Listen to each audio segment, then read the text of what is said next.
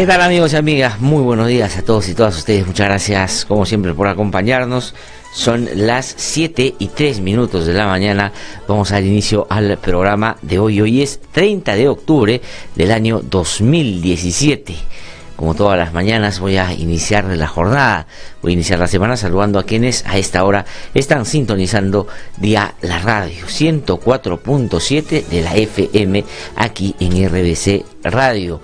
Muchas gracias a quienes nos escuchan a través de este dial y también muchas gracias a quienes nos escriben permanentemente. El fin de semana hemos estado poniéndonos al día, respondiendo a todas las personas que muy amablemente nos hacen llegar sus comentarios. Muchas gracias también a quienes nos siguen a través de alguna de las radioemisoras que a esta hora de la mañana transmiten en vivo y en directo a través de la red nacional de IDL Radio en distintas zonas del país y nos permiten llegar a otros sectores. Muchísimas gracias por ello a las emisoras, pero también a las personas que nos siguen en distintas zonas de nuestro territorio patrio, territorio nacional. Muchas gracias también a quienes nos siguen a través de esas radios o de algunas otras emisoras que no tienen la posibilidad de transmitirlo en vivo y en directo, pero que lo transmiten de manera diferida en otro horario. Muchas gracias también por el esfuerzo que hacen para darnos ese espacio.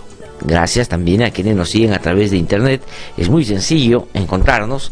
Si usted nos busca en IDL Radio, nos podrá escuchar y ver. También lo puede hacer a través de RBC Online. Es decir, posibilidades diversas para que usted pueda estar conectado y comunicado con nosotros. Muchas gracias también a quienes a esta hora de la mañana están ya en sintonía del programa a través del Facebook, que todas las mañanas tenemos la posibilidad de transmitir ahí en vivo y en directo. Agradezco de manera especial a todo el equipo de la radio que está trabajando desde muy temprano ya para que el programa salga al aire, a mis colegas que están en la sede central de IDL Radio, pero también a quienes me acompañan aquí en el programa. Carlos Callancul, productor, Emmanuel y Luis, que trabajan con nosotros todas las mañanas aquí en el programa. Así que vamos a empezar comentando algunos temas. Bueno, hay dos que me parece, varios, pero dos que quiero asociar porque me parece que están vinculados a la misma preocupación y tiene que ver con este gobierno. En la segunda vuelta electoral, cuando tuvimos que decidir entre Keiko Fujimori o Pedro Pablo Kuczynski o Fuerza Popular y Peruanos por el Cambio, lo que tuvimos muchos es que identificar, sino inventar algo que pudiera diferenciarlos, porque eran tan parecidos, planteaban, digamos, básicamente lo mismo.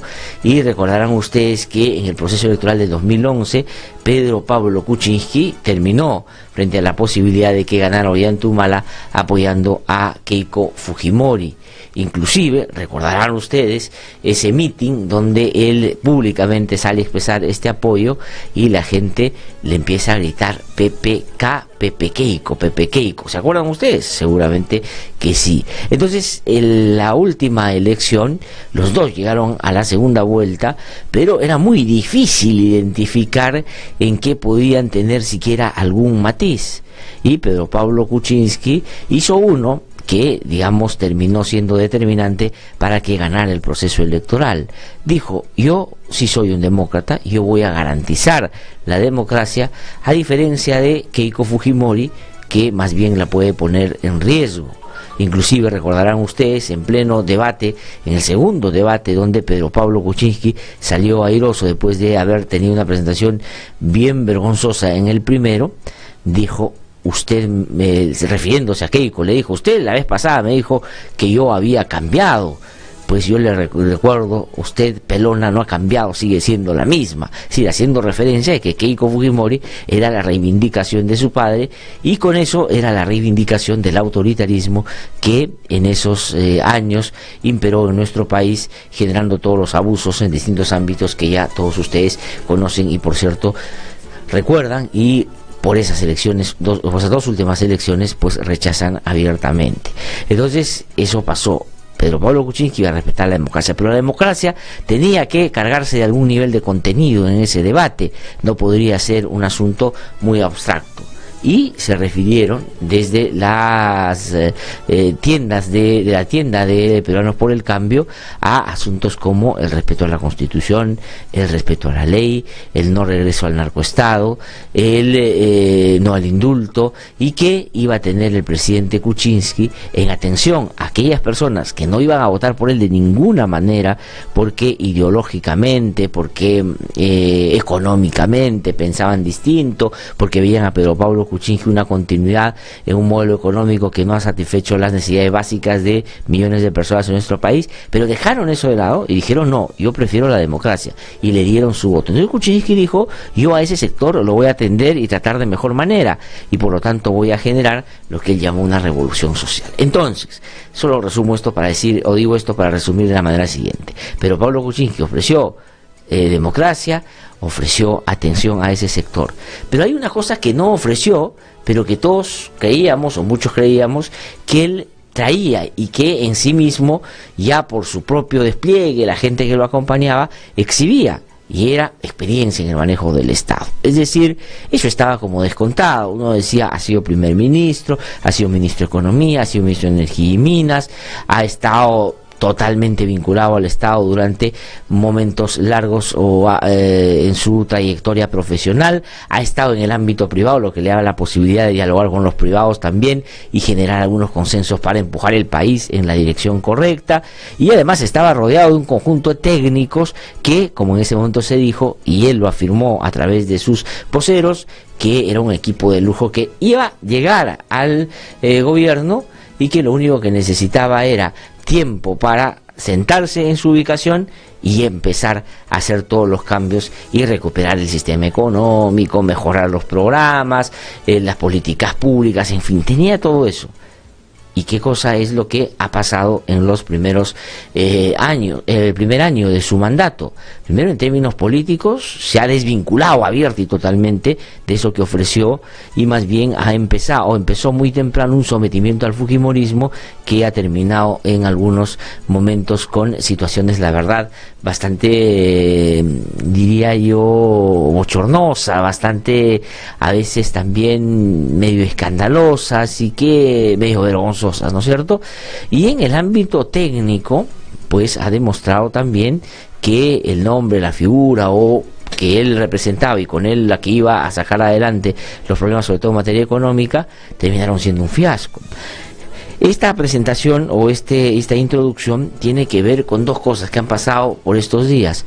Uno, el fracaso del censo. Es decir, cuanto más nos abocamos a la tarea de identificar y ver, digamos, los aspectos perjudiciales o los aspectos negativos o aquellos aspectos que van a distorsionar o eventualmente van a invalidar el censo, uno dice, ¿cómo así? ¿No era esta la gente que sabía?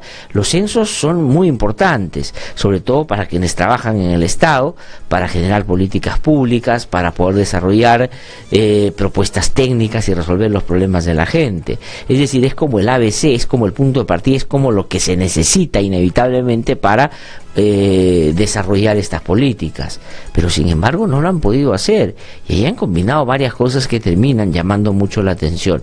Un gobierno que busca y aspira a llegar a la OECD y dice que el Perú está mejor en distintos ámbitos, sobre todo en el ámbito económico, pues no puede desarrollar un censo de esta naturaleza, que ya algunos expertos dicen va a servir poco o no va a servir, y se va a tener que volver a hacer en algún momento, porque ha sido tal el fracaso que la verdad puede esto generar más bien una distorsión si se utiliza en algunos aspectos que son fundamentales. Entonces no se pudo hacer, va a ser poco útil, y se está discutiendo cómo remediar este asunto. Pero el otro asunto que tiene que ver con eso que todos pensábamos, creíamos, imaginábamos, y que no ha sido así, era un espejismo, es el tema de la reconstrucción. Es decir, y es verdad, habían anuncios de que el Niño Costero iba a tener una manifestación este año, no pensamos que iba a ser tan severa como el que terminó siendo, pero el Estado no estuvo del todo preparado para mitigar los impactos de un desastre de esta naturaleza o de esta magnitud, pero lo que también tomó tiempo, pero en algún momento logró en el Ejecutivo gestarse una manera eficiente de responder por lo menos esa primera parte, y que redituó políticamente a favor del gobierno. Cuando subió a 11 puntos recordarán. Pero la reconstrucción con cambios, que era la promesa del presidente y de su entonces primer ministro, era la oportunidad para el gobierno para ponerle un sello de eficiencia a su mandato. Pero miren ustedes cuánto tiempo ha pasado. Se creó, pese que no se quiso admitir que tenía esa intención, que tenía esa voluntad, que tenía, digamos, ese perfil, un zar de la reconstrucción, y pusieron al señor Pablo de la Flor, que venía del sector privado y que creían que con una vara mágica iba a resolver todos los problemas del país. No pasaron ni 5 meses en el cargo, 3 o 2 desde que ya se aprobó el plan de la reconstrucción, y el señor ha tenido que renunciar. Y esto realmente es patético, pero no porque es un espectáculo más de un gobierno que pintaba distinto, pero que en la práctica es bien inútil, la verdad, poco eficiente, sino también en torno a lo que se espera en el norte, es decir, la frustración, la indignación, la molestia que hay frente a un Estado que no responde a estas alturas a hechos que deberían haberse ya resuelto. Es un asunto que va a generar pues problemas políticos y sociales que se van a ver, creo yo, reflejados en el próximo proceso electoral del año que viene, y ahí vamos a ver quién termina haciéndose de los gobiernos subnacionales y a ver qué relación establece esa nueva geopolítica con un gobierno que cada vez es más débil y sobre todo más totalmente desubicado, es decir, no entiende hacia dónde está marchando, no tiene una brújula a la mano. Y el tema de la reconstrucción era y es importante porque miles de personas esperan se les resuelvan sus problemas. En segundo lugar, porque es un compromiso moral con el país y con ese sector, y una reivindicación de un sector que fue severamente afectado, pero también porque hay efectivamente que resolver estos problemas, y porque el otro ámbito de la reconstrucción estaba asociado a la economía, y el presidente dijo ese va a ser uno de los principales motores para el crecimiento o la reactivación económica, porque va a mover mucha infraestructura, mucho trabajo, mucha compra de material, etcétera, etcétera. Y está a estas alturas fracasando, es decir, se les ha ido Pablo de la Flor. Y si ya un gobierno como el de Pedro Pablo Kuczynski, que se te va Pablo de la Flor, ya estás en una situación muy complicada. Pero el remedio puede ser peor que la enfermedad. Han puesto un señor que, hasta donde yo he podido escuchar, un señor Quispe, que trabajó en el gobierno de Ollantumala, hasta donde entiendo, es una persona también que no reúne las capacidades ni el perfil para sacar adelante un emprendimiento tan importante para reconstruir el país, y ojalá evitar que más adelante podamos tener las mismas situaciones. Es verdad, los desastres naturales no se pueden medir, pero si uno está mejor preparado, pues estos impactos van a de alguna manera ser también resistidos. Por eso que había que hacer desde el comienzo con mucha diligencia. Entonces, ni el censo ni la reconstrucción son dos aspectos donde el gobierno debe mostrar que tiene pues una capacidad técnica, una capacidad tecnocrática, que tiene gente capaz de poderlo hacer. Es decir, políticamente es vergonzoso el espectáculo que dan, y técnicamente tampoco resuelven los problemas. Y como ayer o el sábado, leía un artículo de Fernando Rospigliosi que hablaba sobre estas cosas, al final terminaba con una frase, claro, que resume todo esto, pero que es lamentable para un gobierno como el de Pedro Pablo Kuczynski. Si es que este era lo único que podían exhibir, era lo único que podían, digamos, darle al país, pero no lo tienen porque nos equivocamos, vimos mal o intuimos mal o creímos algo que finalmente no son. ¿Qué le quiere este gobierno? Si tú le quedas la expectativa de que, digamos, políticos no son, no tienen una vocación, digamos, y una proyección social que a uno le lleven a imaginar de que están pensando en los problemas de la gente. Si no tenían eso desde el comienzo, pero creíamos que tenían esta cuestión, esta solidez técnica, y no la tienen, ¿qué le quiere este gobierno? Es decir, ¿qué tiene? ¿Qué es?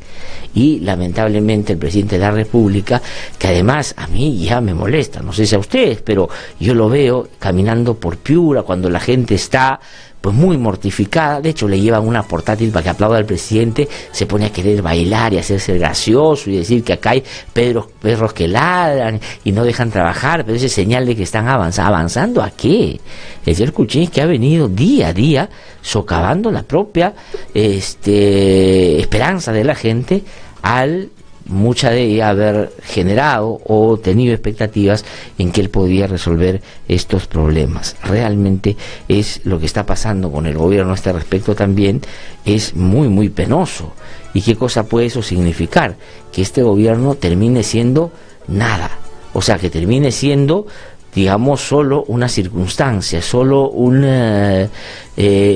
paso formal por el ejercicio del poder, sin que haga ningún nivel de transformación en algunos aspectos que se requiere hace mucho tiempo una respuesta más eficiente. Y otra vez la lógica de: yo me quiero dedicar a esto y lo otro lo voy a tercerizar. Pablo de la Flor, que se encarga de la reconstrucción, y el otro que se encargue el otro. Y ahí creo que han perdido una oportunidad. Debieron pensar en alguien que, aprovechando de la salida de Pablo de la Flor, que claro, se ha ido porque ha dicho que los gobiernos regionales no son eficientes, que no se puede avanzar, y en alguna medida eso es verdad, pero ya sabíamos que tenía una mala relación con quienes finalmente va a tener que trabajar, y se ha generado ahí una confrontación que ha terminado con su salida. Pero, por ejemplo, de tu debilidad a tu virtud, debieron en ese momento pensar en otro nombre, o no hay otro como este señor Quispe, que la verdad va a ser intrascendente en términos políticos y sociales, tengo yo la impresión, pero pudieron pensar, no sé, hasta en el propio Martín Vizcarra, de traerlo de vuelta de Canadá y decirle: el encargo va a ser la reconstrucción, y junto con eso el inicio de un proceso de centralización serio. Pero claro, este gobierno, lleno además de intereses, de gente que le importa un pepino que vayan bien las cosas en el Estado, digamos, si tienen la posibilidad de ellos amarrar y favorecer sus intereses, pues no están ayudando para que se reconduzca esto, que puede traerle problemas más adelante. Pero bueno, son las 7:20 de la mañana. Carlitos, dame unos minutitos más porque fin de semana, pues yo tengo un problema, no hablo, ¿no? Entonces tengo que llegar el lunes a hablar, ¿ah? Sí, estaba conversando el fin de semana. Muchos saludos acá a todo el equipo de amigos que con los que he estado reunidos y que escuchan el programa y están muy contentos, la verdad, de que estemos aquí en RBC Radio. Un gran saludo para mi gran amigo Arnaldo Andrade, que cumplió años el sábado, estuvimos celebrando con un gran médico. Un gran abrazo para él por su santo. Bueno, voy a pasar a otro tema. Hace unos días, recordarán ustedes, a propósito de estos hechos pues denigrantes, estos hechos indignantes, como la violación de esta censista en plena jornada del censo, pues se volvió a discutir sobre por qué nuestro país o nuestra institucionalidad no responde con severidad a todos estos vejámenes que se presentan permanentemente, violaciones sexuales todos los días. Por lo menos cerca de 20 mujeres diarias en el Perú son violentadas sexualmente, de las que denuncian, ¿no es cierto? Y uno puede imaginar que esa cifra esconde alguna otra que puede ser mucho más dramática todavía. Y de pronto en las redes empezó a circular un hashtag en el Twitter que se llamó, o que se llama, Perú país de violadores, ¿no? Y mucha gente, claro, dijo: uy, qué chocante, esto no puede ser. Y efectivamente, a mí me parece que es chocante, a mí me parece que es fuerte, pero yo prefiero que así se llame la atención sobre un problema a que se empiece a discutir si el hashtag es, otra vez yéndonos por las ramas, lo más importante, cuando el problema de fondo es el que debería preocuparnos. Y ahí otra vez, entonces, esa gente que se ofende y dice: ¿cómo podemos decir que el Perú es un país de violadores? No todos somos violadores, por alguno no se nos puede catalogar. Ya, pero cuando en el Perú se dice: el Perú es un país de grandes cocineros, entonces todos decimos: sí, claro, el Perú es de grandes cocineros, el Perú es de grandes, no sé, deportistas, todos nos alegramos. Pero cuando nos dicen algo que no nos gusta, pero que lamentablemente en nuestro país es una cosa que pasa todos los días, nos rasgamos las vestiduras para plantear el debate ahí donde no corresponde. En el Perú permanentemente se generan actos de violencia que no son sancionados debidamente, y por eso es que el Perú lamentablemente se ha convertido en un escenario de la impunidad que favorece este tipo de hechos tan desastrosos y dramáticos. Pero veo una contradicción, porque esa gente que dice que qué horror, esto no se puede decir del Perú, como por ejemplo el señor ministro de Justicia, a quien conozco y aprovecho para invitar a este modesto programa para que venga y podamos conversar y discutir algunos temas de su sector. Ayer ha salido el señor ministro Enrique Mendoza y ha dicho que él no está de acuerdo con ese hashtag del Perú, un país de violadores, que la verdad le parece ofensivo, no le parece correcto. Pero sí le parece correcto estar contra la a favor de la pena de muerte. Es decir, el señor cree que en nuestro país no se puede decir que este es un país de violadores, pero sí que se puede hablar de que hay que aplicar la pena de muerte. Y además, siendo el ministro de Justicia, debió, al lado de esta referencia personal de que está de acuerdo con eso, explicar que no es posible que se aplique en nuestro país la pena de muerte. Entonces, esa gente, y en el Congreso también, algunos sectores, antes decían, qué horror, en el Perú no se puede hablar de que es un país de violadores, ahora dicen que hay que aplicar la pena de muerte. Pónganse de acuerdo con ustedes mismos, o están de acuerdo o no, que en el Perú ese es un problema serio, para que pidan discutir la pena de muerte, o sencillamente digan que no es este un problema, y háganlo abiertamente, como una señora en el fujimorismo que era presidenta de la Comisión de la Mujer, que dijo que no había que ofender al hombre para que no se moleste y no le pegue a su mujer, o como alguna otra que dice que hay personas que se casan con su computadora, es decir, y otra señora que dice que así como hay crímenes de odio, hay crímenes de amor, es decir, ese es el debate, y lamentablemente esos son los que deciden en estos temas. Pero entonces, la pena de muerte es, y les digo con toda claridad, amigos y amigas que nos escuchan, una cosa inviable. Es, digamos, no es posible, no se puede hacer.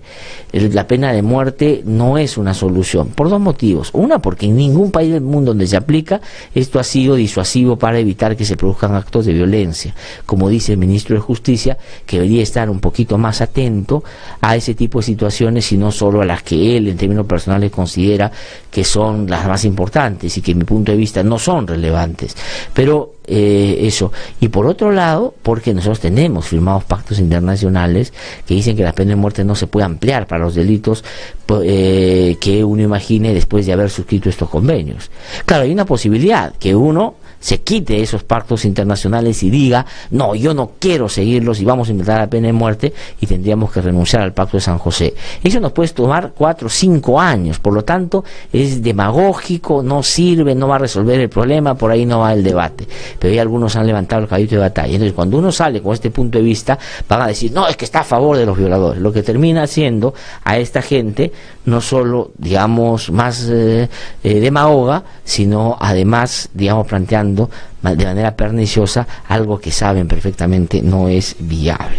Entonces, el ministro de Justicia, que ahora empezaba a hablar, ojalá, hoy día hay una entrevista que le hacen en El Comercio, ojalá se dé un espacito para venir acá al programa y poder discutir sobre estos temas. Son las 7:25 de la mañana. Keiko Fujimori otra vez está en una situación complicada en términos legales. ¿Se acuerdan ustedes que el fiscal José Domingo Pérez dijo que ella debería ser investigada en el marco de la ley de criminalidad organizada? Y los fujimoristas salieron a atarantar con toda su barra brava, con el señor Galarreta, la señora Alcorta, toda la mancha, a asustar, ¿no? La señora Bartra, que es presidente de la Comisión Lavallato, que debería estar más interesada en investigar a Keiko, a respaldar a su lideresa.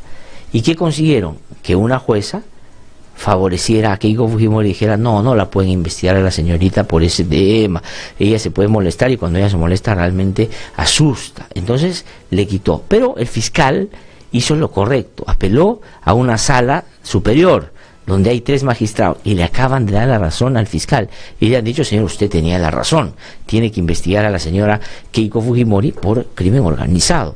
Bueno, porque eso es, porque si ella cometió lo que se dice que puede cometer, y recibir plata de una organización como Odebrecht, está en la misma situación, así no le guste, que Nadine Heredia y Ollantumala, que están en serios apuros porque además hay más información ahora sobre su participación en estos líos y hechos mafiosos, ¿no es cierto? Entonces la señora Keiko Fujimori está en la misma situación. ¿Y qué han salido a decir los fujimoristas? El señor Salaverry ha salido a decir que esto es una persecución de fiscales con sesgo político, que lo que quieren es golpear al fujimorismo. ¿Qué sesgo político puede tener el Ministerio Público distinto al que en muchos momentos ha tenido y que siempre han favorecido al APRA y a Keiko Fujimori.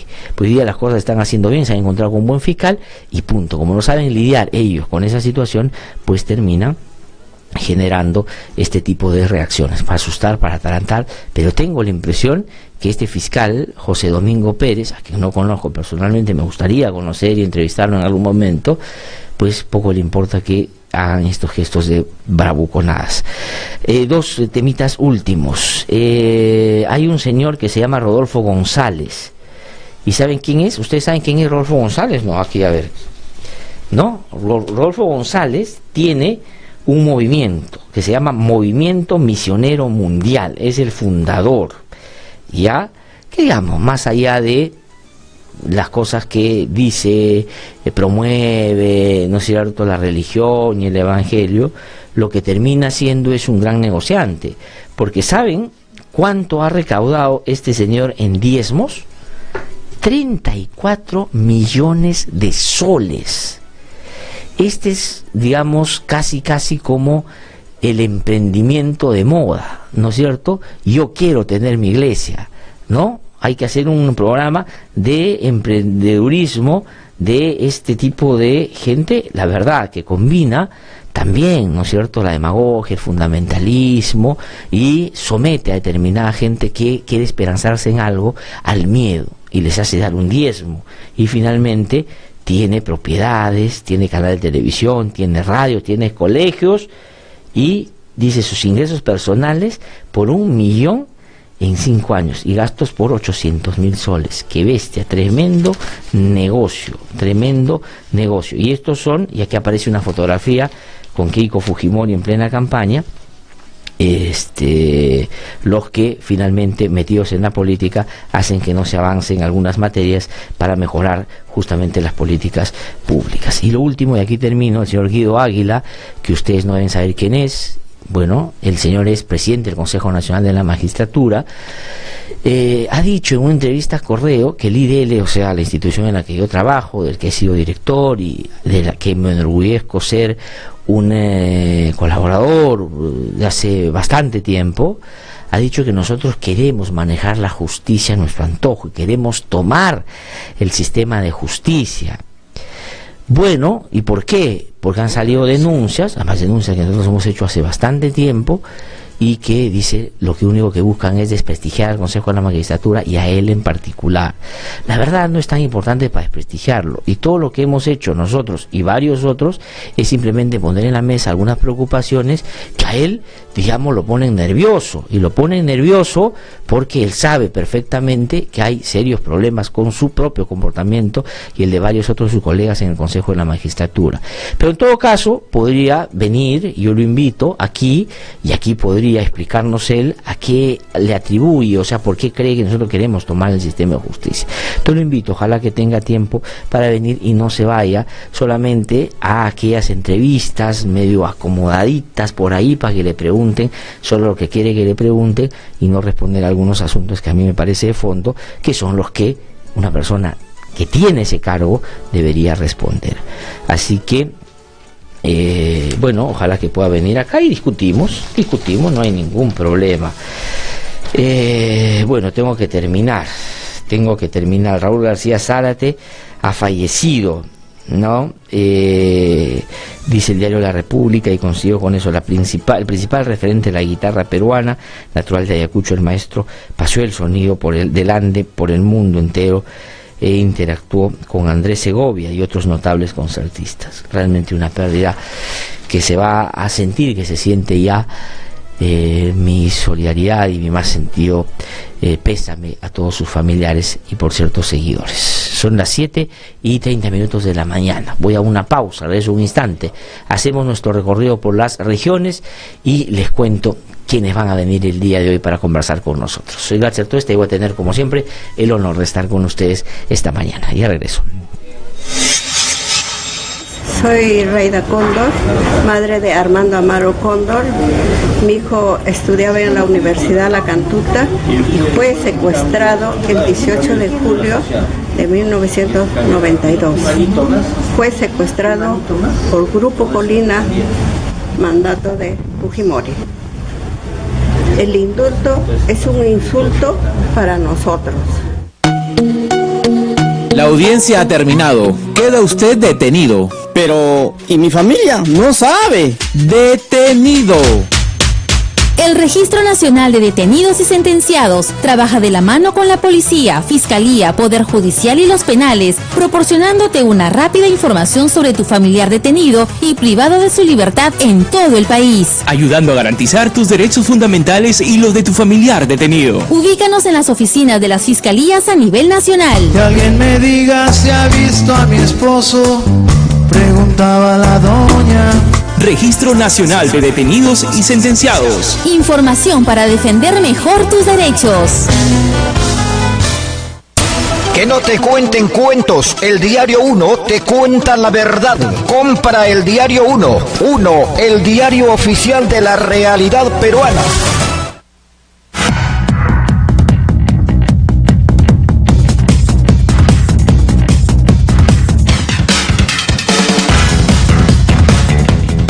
Son las 7:33 de la mañana, estamos de vuelta aquí en No Hay Derecho. Vamos a hacer rápidamente nuestro recorrido por las regiones, esto es posible gracias a la Red Nacional de IDL Radio, pero antes voy a responder, contarles qué dijeron ustedes cuando les preguntáramos el viernes, si es que ¿crees que Pablo de la Flor debería continuar como director ejecutivo de la Autoridad para la Reconstrucción con Cambios? Ustedes decían que sí debería continuar 60% y no 40%. Bueno, ahí está, pero finalmente él tomó la decisión, se fue, se alejó y el gobierno demostró una vez más que la verdad está bastante sin norte, ¿no es cierto? Hay que regalar una brújula al presidente. Pero vamos a hacer nuestro recorrido por las regiones. Esto es posible gracias a la Red Nacional de IDL Radio. Nos vamos a Piura. Evaristo Chunga está ya con la información. Evaristo, ¿cómo estás? Muy buenos días. ¿Qué tal? Muy buenos días, Cláser. Desde Piura tenemos que indicar pues que 3 minutos aproximadamente duró el mensaje del presidente de la República, Pedro Pablo Kuczynski, durante la inspección de los trabajos de descolmatación de los ríos Chira y Piura. Froilán Ayala, alcalde del distrito de Bernal, saludó la visita del presidente de la República, pero también dijo que el nuevo director de la Autoridad para la Reconstrucción con Cambios debe coordinar con los gobiernos locales porque nosotros somos las autoridades más cercanas a la población. A nosotros como alcaldes nos exige la población obras, pero lamentablemente el señor Pablo de la Flor lo que hizo fue maltratarnos con adjetivos impropios de una autoridad como Pablo de la Flor. Mientras tanto, tenemos que indicar que el presidente de la República en su visita relámpago a la zona denominada Laguna Ramón fue criticado por los alcaldes del Valle del Bajo Piura, Harrison Talledo, alcalde del distrito de La Arena, Macario Silva, alcalde del distrito de Curamori, entre otros, señalaron que no les permitieron ni siquiera conversar con el presidente de la República y tampoco con el ministro de Agricultura. Mientras tanto, los pobladores de Los Caseríos, Malavida, Chutuque, Antiguo Pozo Oscuro, Tabanco, Los Jardines, entre otros, ubicados a lo largo de la carretera panamericana, exigieron obras de agua y alcantarillado al presidente Pedro Pablo Kuczynski. Desde Piura, para IDL Radio, Evaristo Chunga. Hasta pronto. Muchísimas gracias, Evaristo, por esa información que viene desde Piura, al norte de nuestro país. Nos vamos a trasladar ahora a otra zona. Nos vamos a ir a ver a dónde, Carlitos, un poquito más arriba al norte, en Tumbes. José Paul Rioja con la información. Paul, ¿cómo estás? Muy buenos días. Buenos días, Clapser. La renuncia de Pablo de la Flor sorprendió a las autoridades locales de Tumbes, pero también es muy cierto que a la fecha no había avances. El alcalde provincial, Manuel de la Magirs, lamentó esta decisión e hizo un llamado al presidente Pedro Pablo Kuczynski para que tome medidas urgentes ante la crisis que vienen soportando los gobiernos locales del norte del país, ya que aún se desconoce cuándo iniciarán las obras, mientras el norte sigue destruido. Por su parte, el gobernador regional, Ricardo Flores, exhorta al gobierno central a tomar acciones urgentes, porque se avisora un fuerte periodo de lluvias. En Tumbes, para No Hay Derecho, Paul Rioja. Muchísimas gracias, Paul, por esa información desde la región Tumbes. Ani me dice, Glatzer, también para el gobierno de Pedro Pablo Kuczynski se comprometió a la lucha contra la corrupción y presentó en su campaña en la segunda vuelta a Belino Guillén y Nestello como quienes estarían frente de esta lucha.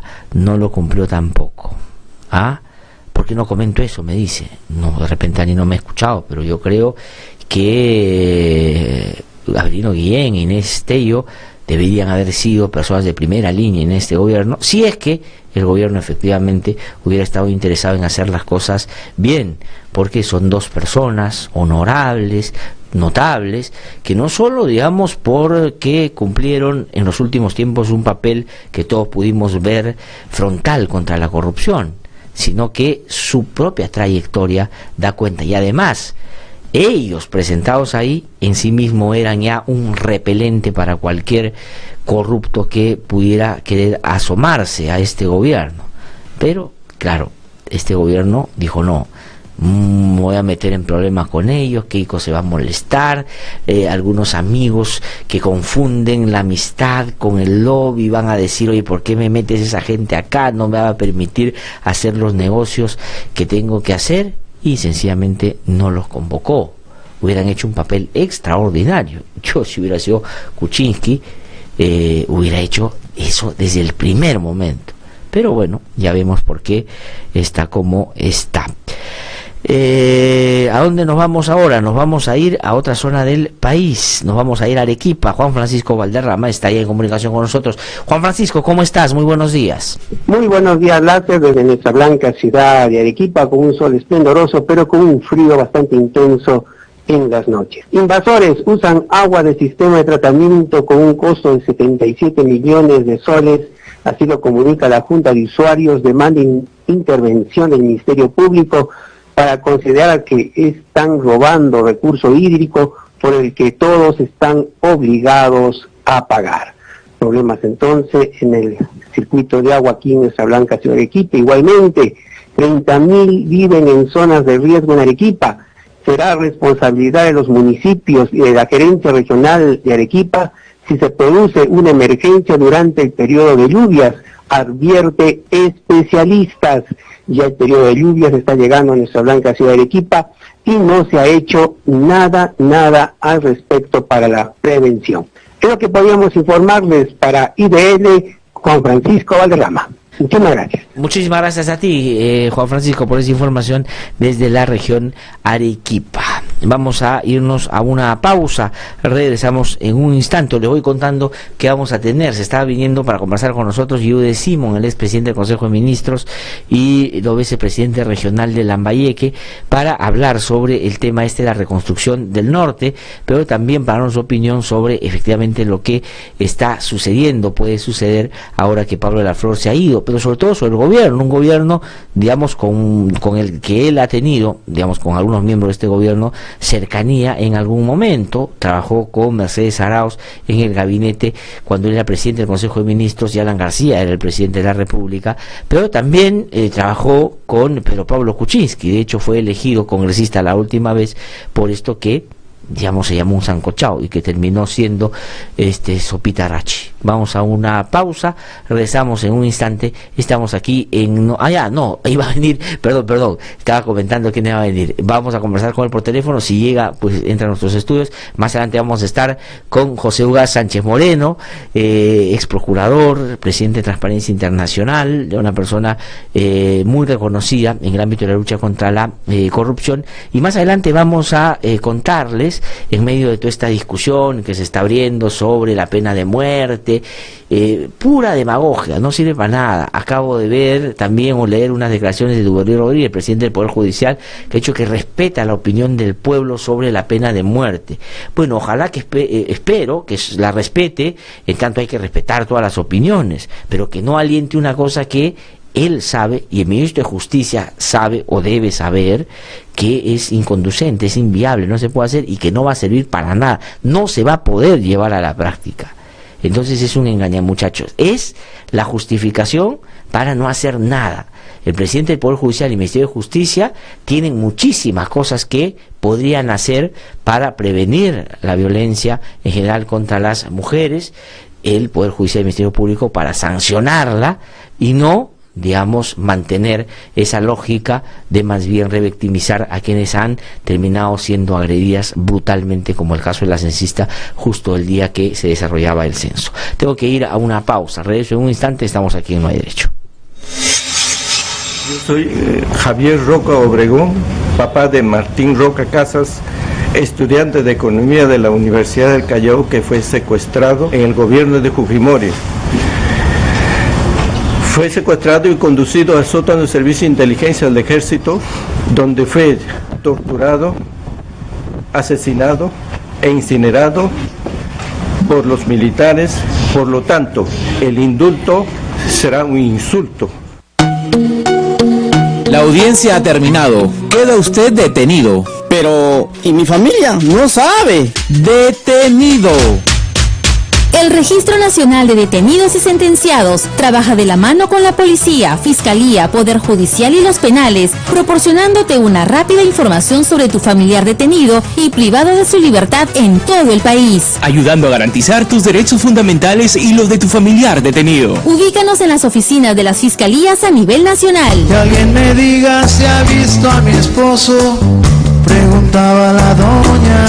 Registro Nacional de Detenidos y Sentenciados. Información para defender mejor tus derechos.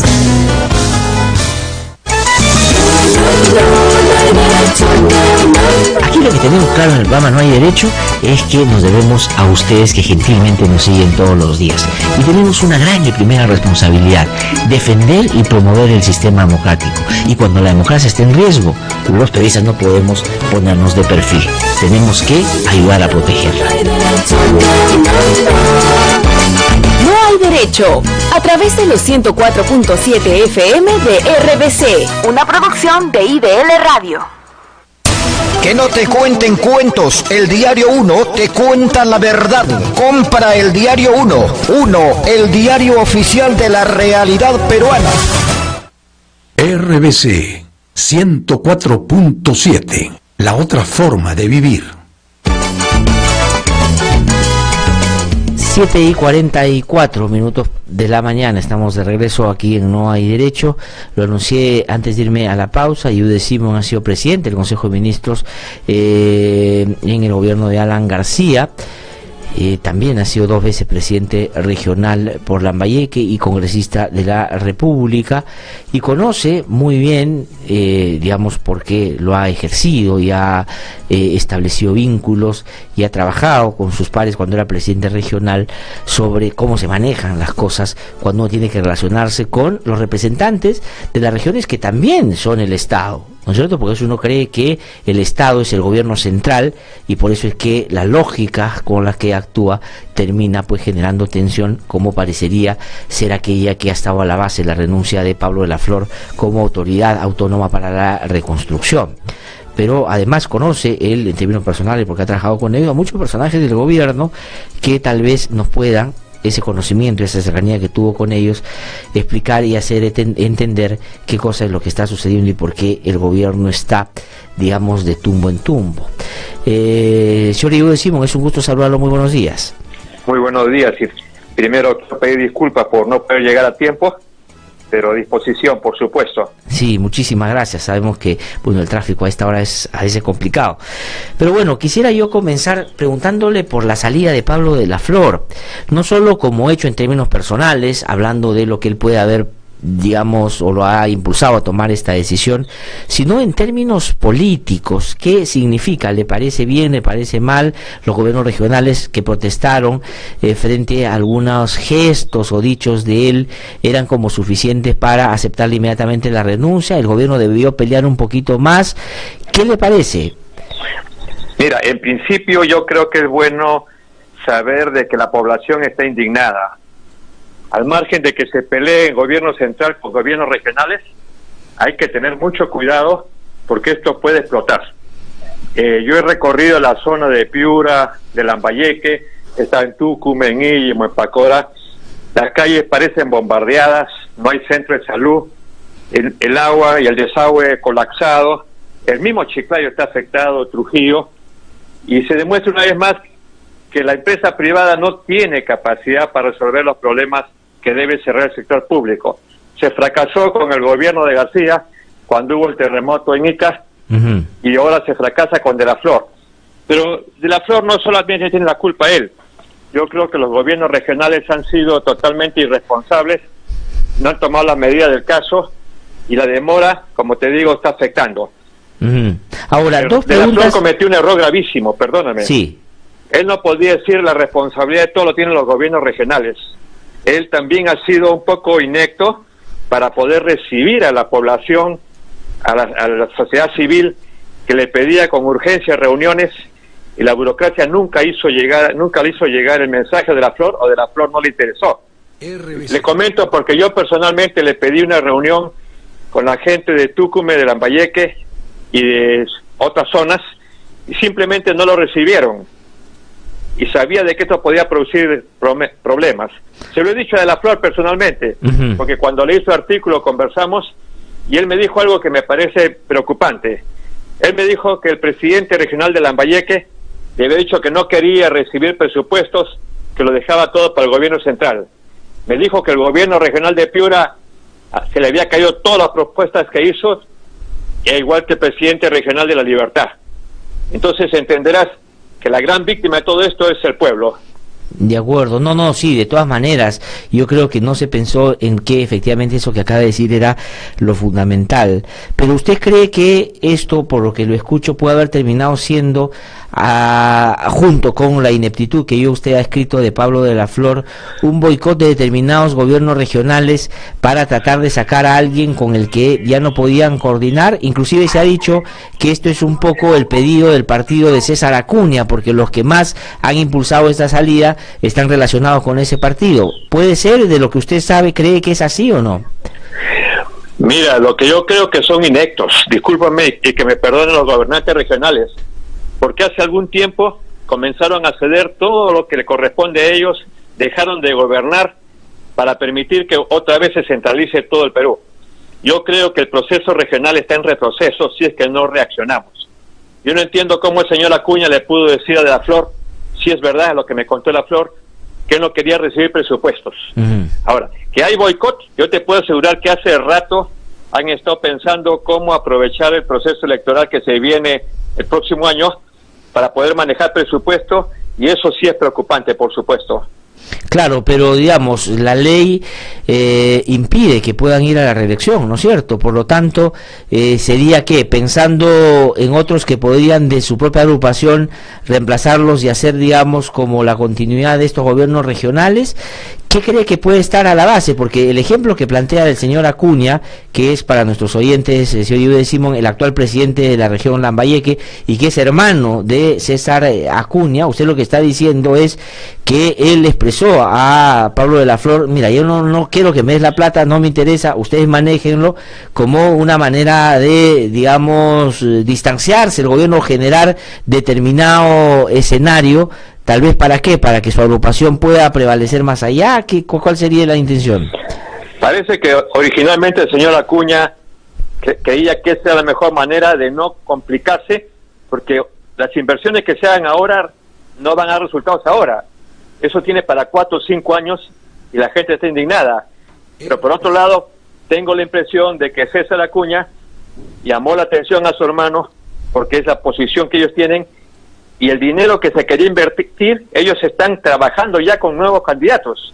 El señor Humberto Acuña, por ejemplo, tiene un candidato que es uno de los miembros de la Federación Peruana de Fútbol, y trabaja como si fuera él funcionario del gobierno regional, inaugurando obras o tratando de hacer obras por la población, ¿no? Entonces ellos están en campaña. El momento, Humberto Acuña dijo no, porque no quiere complicarse a futuro, pero llamar la atención, y sabiendo que hay casi 3.500 millones de soles para la zona de Chiclayo, entonces vieron que esa es una buena oportunidad para hacer obras.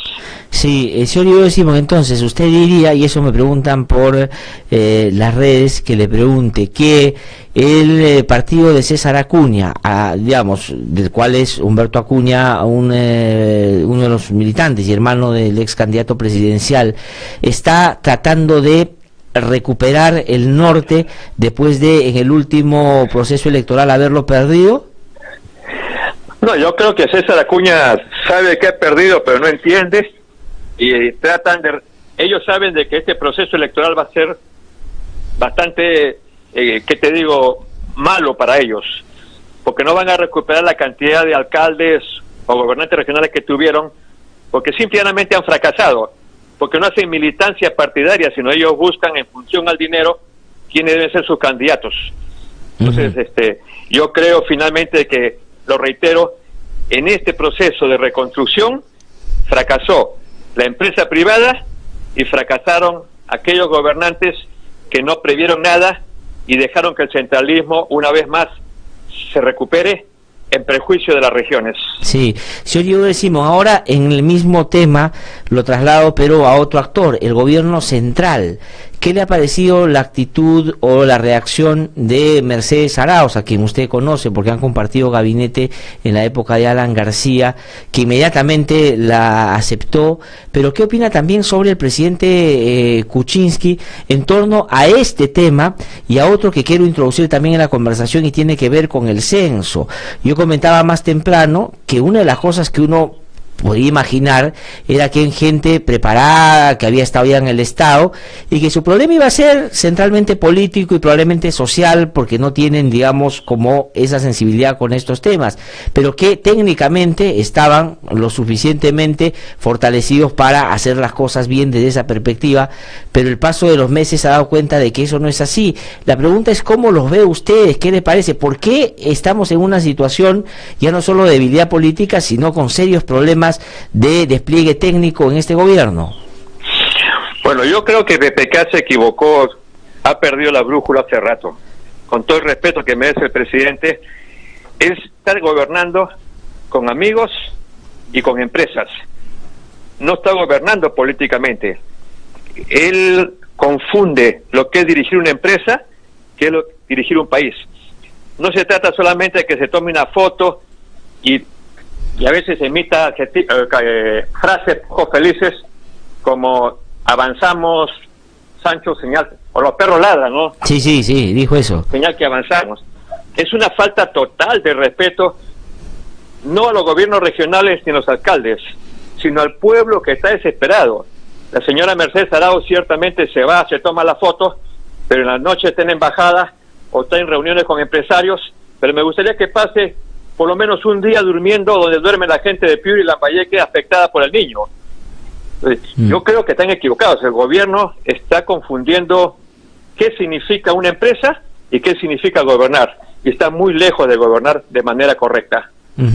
Ahora, pero usted pensaba, digamos, conociendo a los actores, que iban a ser tan ineficientes, o digamos más bien sus preocupaciones estaban centradas en otro tipo de hechos, ¿no es cierto? De repente un poco de conflicto de intereses o un poco de debilidad política porque no tienen un partido pues que los soporte, en fin, o de proyección social, pero creía que en este aspecto iban a un poco más de un año estar también exhibiendo tantas dificultades y tantas deficiencias. No, la verdad que yo tenía la esperanza que PPK, que tenía experiencia como ministro de Economía y primer ministro, y a la edad que tiene, podía dejar una huella muy firme para el desarrollo del país. Pero se dejó rodear de amigos y de grupos, y dejó de mirar la cara social del país que siempre se le reclama. Lo reitero, una cosa es ser ministro, otra cosa es ser presidente. Él no ha sabido levantarse frente al problema de los sociales, frente al problema de la naturaleza, y se ha dejado, capturar por el fujimorismo en el tema que quiere que el Parlamento le apruebe todo, sabiendo que iba a ser chantajeado. Le faltó el valor en el momento preciso y hoy día está pagando las consecuencias de eso. Ahora, ¿y usted cree en términos políticos, digo, porque estamos a 15 meses del inicio del gobierno, o sea, le faltan 3 años y medio todavía por delante, un poco más? ¿Cree que en términos políticos, digo, en términos de buscar plantarse mejor y poder tener iniciativa política para, ojalá, darle un perfil a su gobierno, que la verdad hasta ahora no se ve?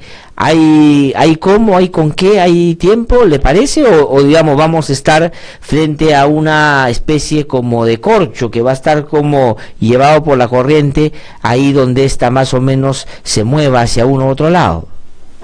Mira, si tú te das cuenta, en los 3 últimos gobiernos de Toledo, de García y del propio Ollanta-Humala, hubo un equilibrio en el Consejo de Ministros, donde había ministros que tenían un mensaje más social y otros ministros parte técnica y empresarial. El PK tiene solamente un grupo profesional empresarial, con la excepción del ministro de Agricultura, que creo que es el hombre que está haciendo un poco mejor las cosas, sobre todo que está más identificado con los campesinos pobres o medios y que no es promocionado. El resto creo que muy poco están haciendo para poder ganarse el sector social, que es el que está más afectado, que es el sector C, D y E.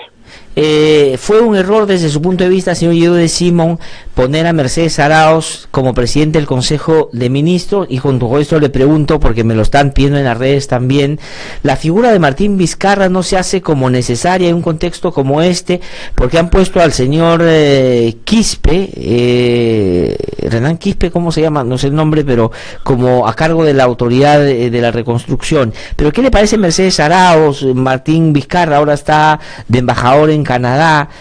¿Qué piensa de eso? Bueno, yo le he dicho hace mucho tiempo, la salida de Martín Vizcarra, o cuando intentaban llevarlo a la embajada de Canadá, era un error político grave, y además creo que Martín Vizcarra perdió un poco de valor para decir me quedo. Él tenía responsabilidad con el país, él debió estar atento a todas las situaciones políticas que se presentaban porque es político, y no me pareció correcto que la nombren a Mercedes Arauz como primera ministra, porque si bien es cierto, tiene simpatía personal y tiene algo de carisma, pero sin embargo creo que es la menos indicada para ser primera ministra. Además por los sucesos que ya conocemos. Sí, ¿se refiere usted a qué? Tú sabes a qué me refiero. A lo de Bagua. Así es. O sea, ¿usted cree que ella fue la principal responsable? Yo estoy completamente convencido de eso, porque no me ayudó en nada para poder, cuando ya tenía resuelto el problema de Bagua.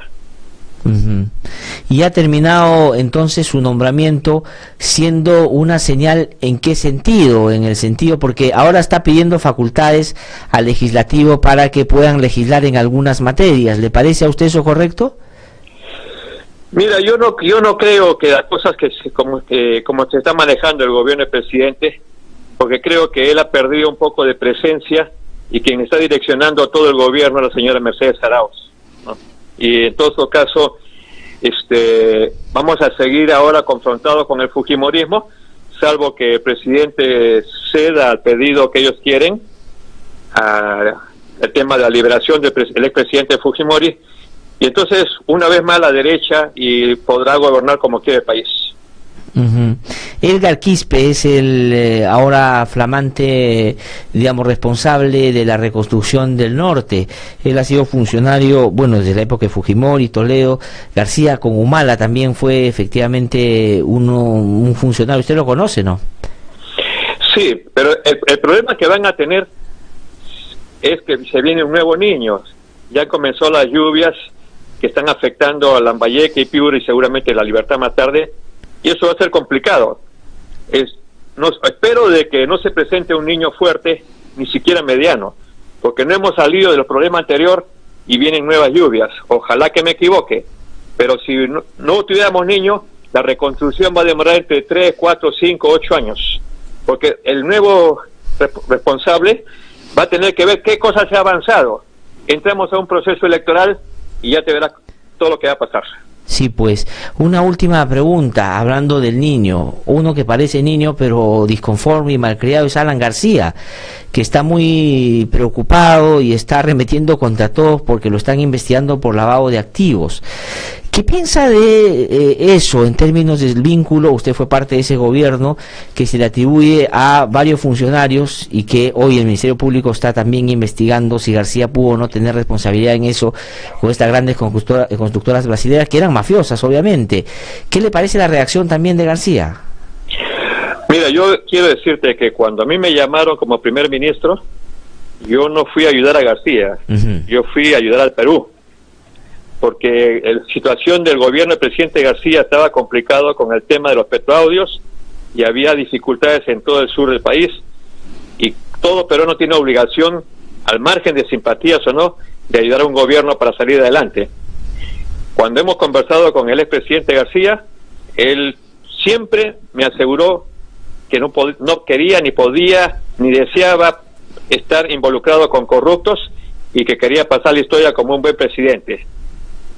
En todo caso, si es que hubo negociación, si es que lo hubo, no me consta, tiene que probarse, si es que ha habido acto de corrupción. Yo creo que lo mejor que puede hacer el presidente García es presentarse, deslindar y demostrar que están equivocados. RBC. Y no hacerlo. Yo nunca me reuní con él, con empresarios, ni con Odebrecht, ni con nadie. Así que en ese sentido estoy tranquilo y sí, me gustaría que investiguen todo. Pero investiguen completamente de manera imparcial. De acuerdo. No solamente a Humala, no solamente a Toledo, sino a todos los que puedan estar involucrados, si es que están involucrados. Sí, el otro día conversé con el ex viceministro de Trabajo, Javier Barrera, que fue dirigente del APRA también, y él me dijo que estaba convencido de que Marcelo Odebrecht engañó y Barata engañaron a Alan García, o sea que estaban haciendo un juego por debajo y a García no le decían nada. ¿Eso es posible? O sea, García, digamos, podría no estar vinculado a actos de corrupción y ser lo suficientemente ingenuo que se le pasaban la cosa por la nariz y no se da cuenta. ¿Usted que lo conoce, digo? Mira, Alan García dijo, no hay que ser ingenuo. Yo no creo que Barata pueda engañar al presidente García, eso sí, definitivo. Alan García es un hombre que ha trabajado de manera pública en cosas del Estado durante muchísimos años, ha sido formado para eso, tiene un partido con más de 80 años, sabe lo que significa gobernar, sabe lo que significa la corrupción, y cualquier acto que él haya cometido es completamente consciente de lo que ha hecho. Y Barata no creo que esté en la capacidad de engañar a nadie. Muy bien. Señor Diego de Simón, le agradezco mucho por haber conversado con nosotros. Vamos a tener oportunidad seguramente de poder aquí en nuestros estudios seguir conversando. Muy amable, ¿ah? A ti, muchísimas gracias. Que le vaya muy bien. Ha sido Diego de Simón entonces que ha conversado con nosotros. Tengo que ir a una pausa. Y cuando regrese voy a conversar con José Ugaz Sánchez Moreno, presidente de Transparencia Internacional, un reconocido abogado penalista, profesor universitario, pero además con un trabajo muy fuerte anticorrupción, cuando le tocó ser procurador en el caso Fujimori y Montesinos, y por cierto después también. Ya regresamos. Soy Norma Méndez Díaz, madre de Melissa Alfaro Méndez, una joven de 23 años que falleció por un sobrebomba enviado por el Estado de nuestro país a cargo de Alberto Fujimori el 10 de octubre de 1991. Nosotros los familiares estamos en desacuerdo con el indulto porque contravendría las leyes, porque creemos que los que cometen delitos deben cumplir su condena, sean presidentes, sean políticos, sea quien sea. No, las leyes se deben cumplir. Como familiar decimos, el indulto es insulto. Aquí lo que tenemos claro en el programa No Hay Derecho es que nos debemos a ustedes que gentilmente nos siguen todos los días.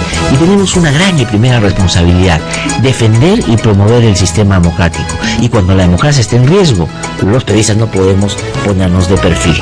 Tenemos que ayudar a protegerla. No hay derecho, a través de los 104.7 FM de RBC, una producción de IDL Radio. La audiencia ha terminado. Queda usted detenido. Pero, ¿y mi familia? No sabe. Detenido. El Registro Nacional de Detenidos y Sentenciados trabaja de la mano con la policía, fiscalía, poder judicial y los penales, proporcionándote una rápida información sobre tu familiar detenido y privado de su libertad en todo el país, ayudando a garantizar tus derechos fundamentales y los de tu familiar detenido. Ubícanos en las oficinas de las fiscalías a nivel nacional. Que alguien me diga si ha visto a mi esposo, preguntaba la doña. Registro Nacional de Detenidos y Sentenciados. Información para defender mejor tus derechos. RBC 104.7. La otra forma de vivir.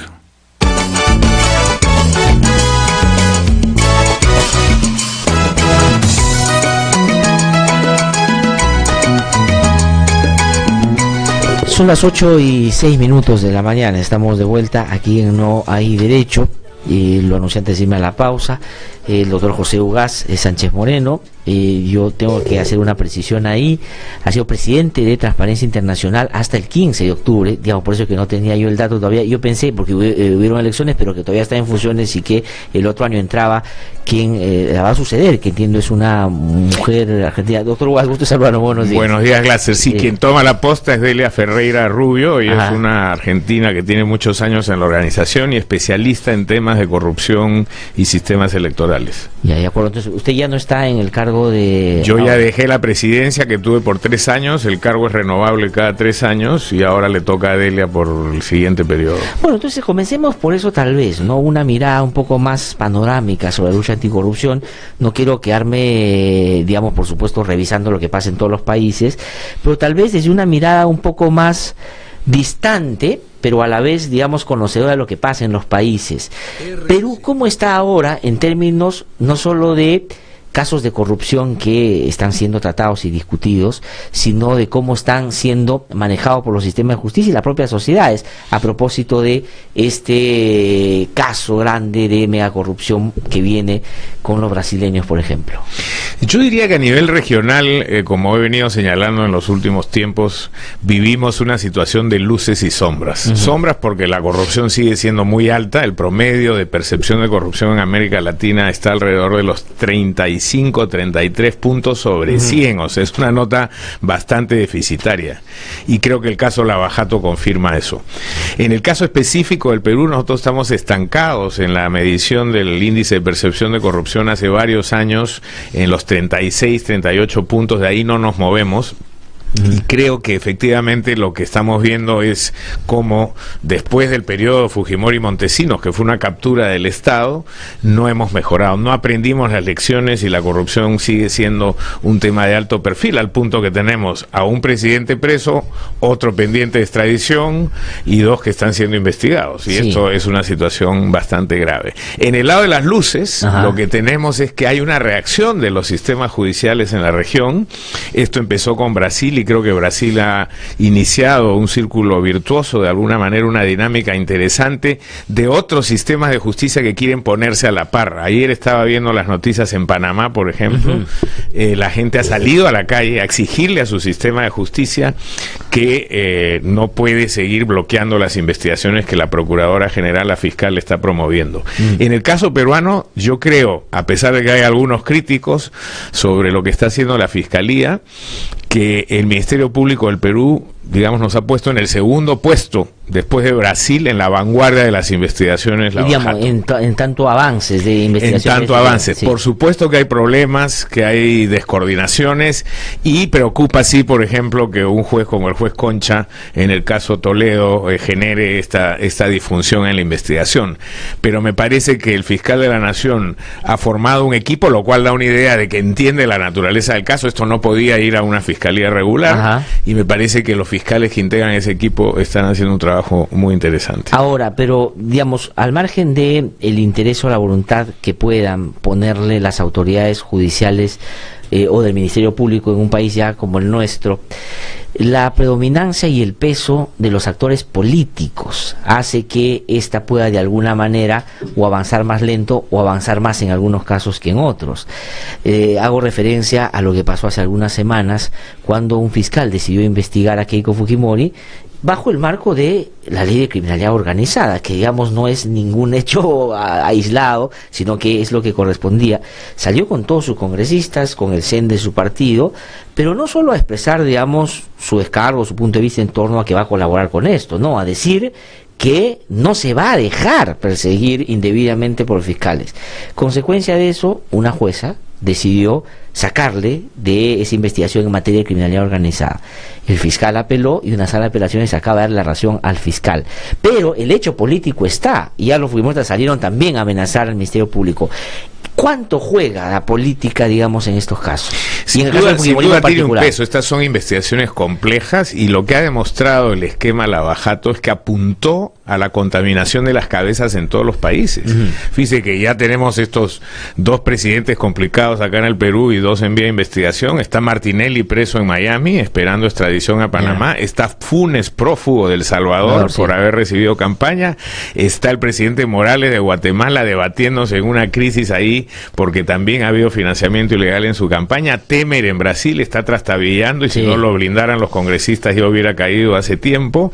El vicepresidente de Ecuador está en prisión. Es decir, Lavajato apuntó a las cabezas, y eso hace que sean investigaciones sumamente complejas, porque evidentemente la presión política, además en países con debilidad institucional como el nuestro, esto tiene un impacto. La verdad que esta reacción desproporcionada, no solamente de los fujimoristas, también ocurrió con lo mismo en el caso del APRA, porque son investigados bajo el título de organización criminal, no tiene ningún sentido. Porque ellos están siendo investigados por corrupción. O sea, se podría decir de una manera distinta, o sea, porque parece que ellos quieren llevar a la discusión pública digamos, la referencia penal de un hecho que... Están jugando con las etiquetas. Claro. Aquí se dio una ley, la 30777, que dijo, es crimen organizado y es diferente a una banda.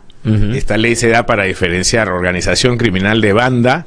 Dice, es crimen organizado cuando son más de 3 personas, tienen un fin ilícito, hay permanencia en el tiempo y hay una distribución del trabajo con jerarquías. Eso es una organización criminal. Nadie está diciendo que el partido aprista es una organización criminal o que el fujimorismo como aparato político es una organización criminal. Lo que está diciendo es que la hipótesis de trabajo de los fiscales es que los investigados han actuado con más de 3 personas en un sistema en el que han habido coordinaciones a través de una estructura que no es necesariamente la del partido, puede ser simplemente una organización paralela. Exactamente. Y creo que los hechos lo demuestran. La prueba de que hayan actores internacionales con anotaciones, dineros que han venido en maletines, eso requiere una organización básica. Entonces yo no sé si se sentirían menos ofendidos si dijeran que están siendo investigados porque son una banda criminal. Claro. A mí me suena más feo banda que organización criminal, que hasta puede dar una idea de un mayor nivel de sofisticación. No, sin duda, pero digamos, claro, como usted dice, lo que tratan es de centrar la discusión en la etiqueta y no, digamos, ir al fondo, que es actuar en colaboración con la justicia cada vez que lo requiera. Pero también está en el marco de este vínculo de la política con los casos donde efectivamente se apuntaron a las cabezas, la intensidad de las investigaciones dependiendo del peso político de quien está siendo imputado. Y a estas alturas, y le pregunto por eso también, hay más elementos y evidencias desde mi punto de vista en el caso Humala y Nadine, hasta para una acusación, creo yo no sé por qué la hacen y le pregunto, pero a la vez uno dice que como Nadine y como Ollanta podrían estar otros, no porque yo quiera que vayan todos a la cárcel, porque yo más bien creo que deberían ir a una investigación, pero uno dice, ¿y por qué aquí sí van con esa intensidad y en otros, digamos, con una lentitud o lógica distinta? A ver, yo partiendo de mi propia experiencia, porque a nosotros también nos tocó investigar una organización compleja, y claro, desde fuera de la investigación la gente decía, pero ¿por qué no van tras este o el otro? Y uno tiene una lógica interna de investigación que primero tiene que ser reservada, no puede estar dándole explicaciones a todo el mundo, por muy altisonantes que sean las críticas. Yo creo que en ese sentido el equipo que dirige el doctor Castro, y lo ha respondido públicamente hace 2 o 3 días, diciendo, nosotros no vamos a hacer pública nuestra información. En segundo lugar, son casos de tal dimensión que efectivamente no se puede hacer todo a la vez. Yo recuerdo que cuando vino un fiscal muy experimentado de otro país y nosotros acabamos de empezar las investigaciones, me decían, tú no puedes perseguir con la misma intensidad a Héctor Chumpitaz, que está siendo acusado de haber recibido $3,000 por poner su rostro para apoyar una cuestión de Montesinos, que al propio Montesinos, o a Nicolás Hermosa Bari, o a Fujimori. Entonces uno tiene que priorizar. Aquí se pregunta uno, por ejemplo, ¿por qué el sector privado todavía no está? Exactamente. ¿Por qué las grandes empresas peruanas no han sido involucrados? Yo tengo entendido que la Fiscalía tiene un plan de trabajo que ha adecuado a sus limitados recursos también. Es verdad, esta fuerza de tarea debería tener unos 20 fiscales. Me parece que tienen 4. Sí, 4. Esta fuerza de tarea debería tener un presupuesto muchísimo mayor. Mire, el otro día se ofreció la posibilidad de trabajar con un sistema informático de análisis de redes que se le ha ofrecido al Ministerio Público. No tienen las máquinas que aguanten ese tipo de software. Entonces la precariedad con la que nuestros sistemas investigan, creo que explican de alguna manera por qué no se está avanzando al ritmo que se debiera, y más bien dejan de lado las tesis conspirativas diciendo, no, es que se quiere ocultar, no quieren llegar. En algunos casos, sin duda, es posible que haya temor. Por ejemplo, ¿no? O sea, digamos, usted sabe que en términos políticos los que más débiles son, digamos, son objeto también, digamos, todo el mundo se mete con el más, digamos, que está ya en situaciones más complicadas. Pero, por ejemplo, yo planteo el caso de Keiko Fujimori, y yo lo he dicho aquí, y se lo he dicho a Pablo Sánchez, que es la vez pasada ahí sentado donde usted está, que sí me parece, por ejemplo, que con Keiko Fujimori, por lo menos al comienzo, no creo que es la actitud del fiscal hoy, porque creo que este fiscal se ha parado distinto y ha seguido en la línea correcta, pero al comienzo la manera como trataron cosas que iban saliendo y que se demoraron. ¿Cuándo se ha visto que un fiscal dice voy a esperar que me manden la información para ir a una investigación?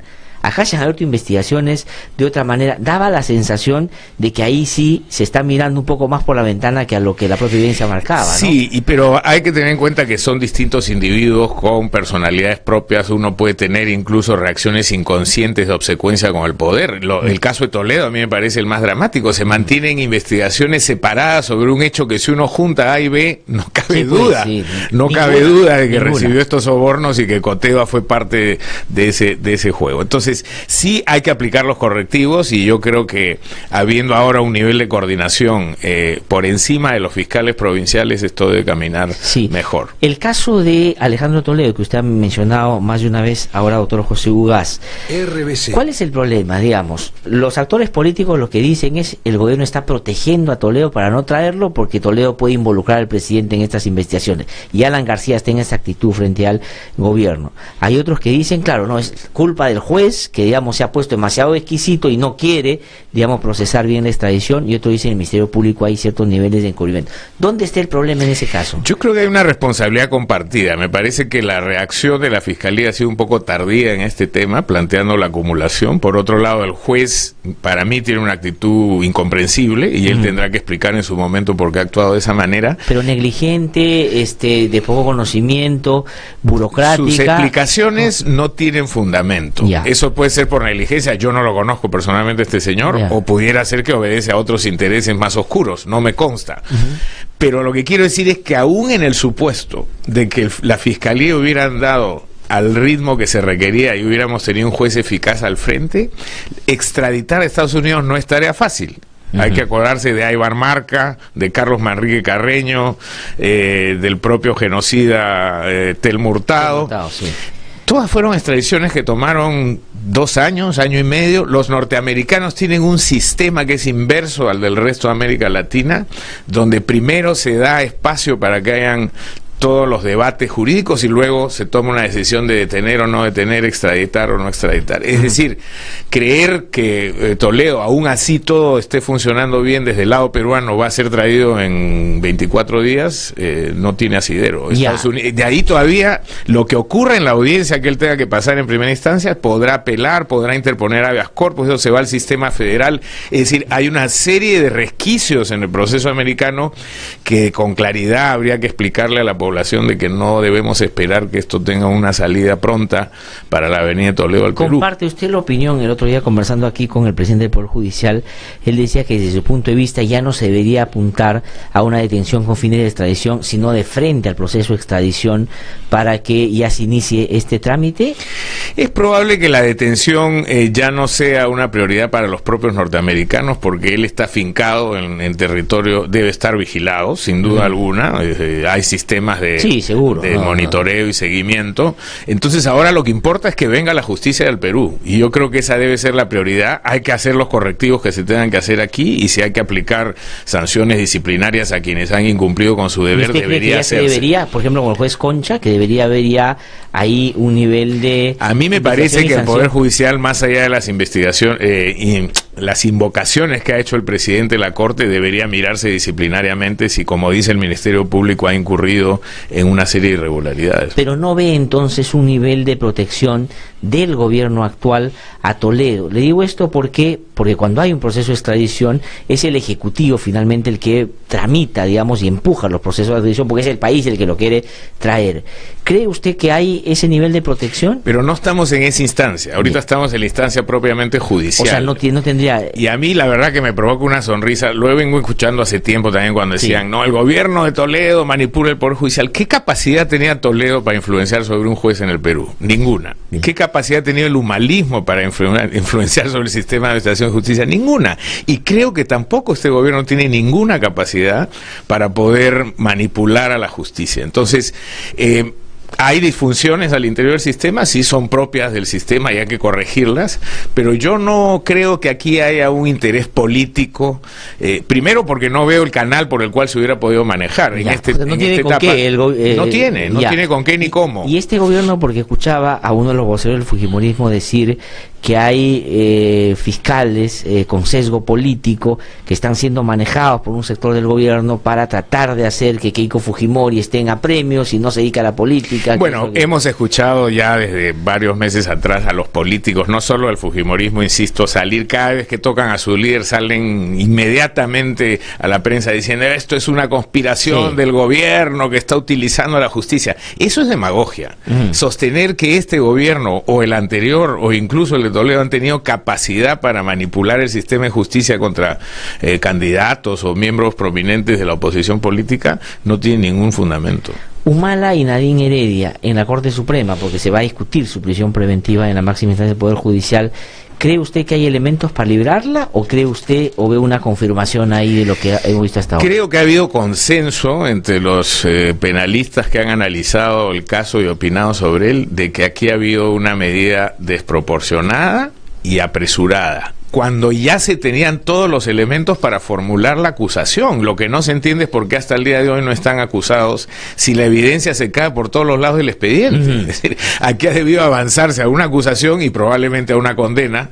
Más allá de lo que diga mi colega Nakazaki, creo que el caso está absolutamente acreditado. Pero ya para el juicio. Ya el para problema el juicio. Es que todavía estamos discutiendo prisión preventiva. Exactamente. Siendo absurdo, eso es precisamente lo que no se entiende. Claro. ¿Por qué el fiscal optó por una prisión preventiva cuando lo que debió hacer es formular acusación y en todo caso acelerar la condena para que hoy día la prisión que estén purgando sea por la comisión de un delito y no por peligro procesal? Ahora, puede ser que es, digamos, lo que en los últimos días hemos venido apreciando, porque han como abierto el expediente OAS.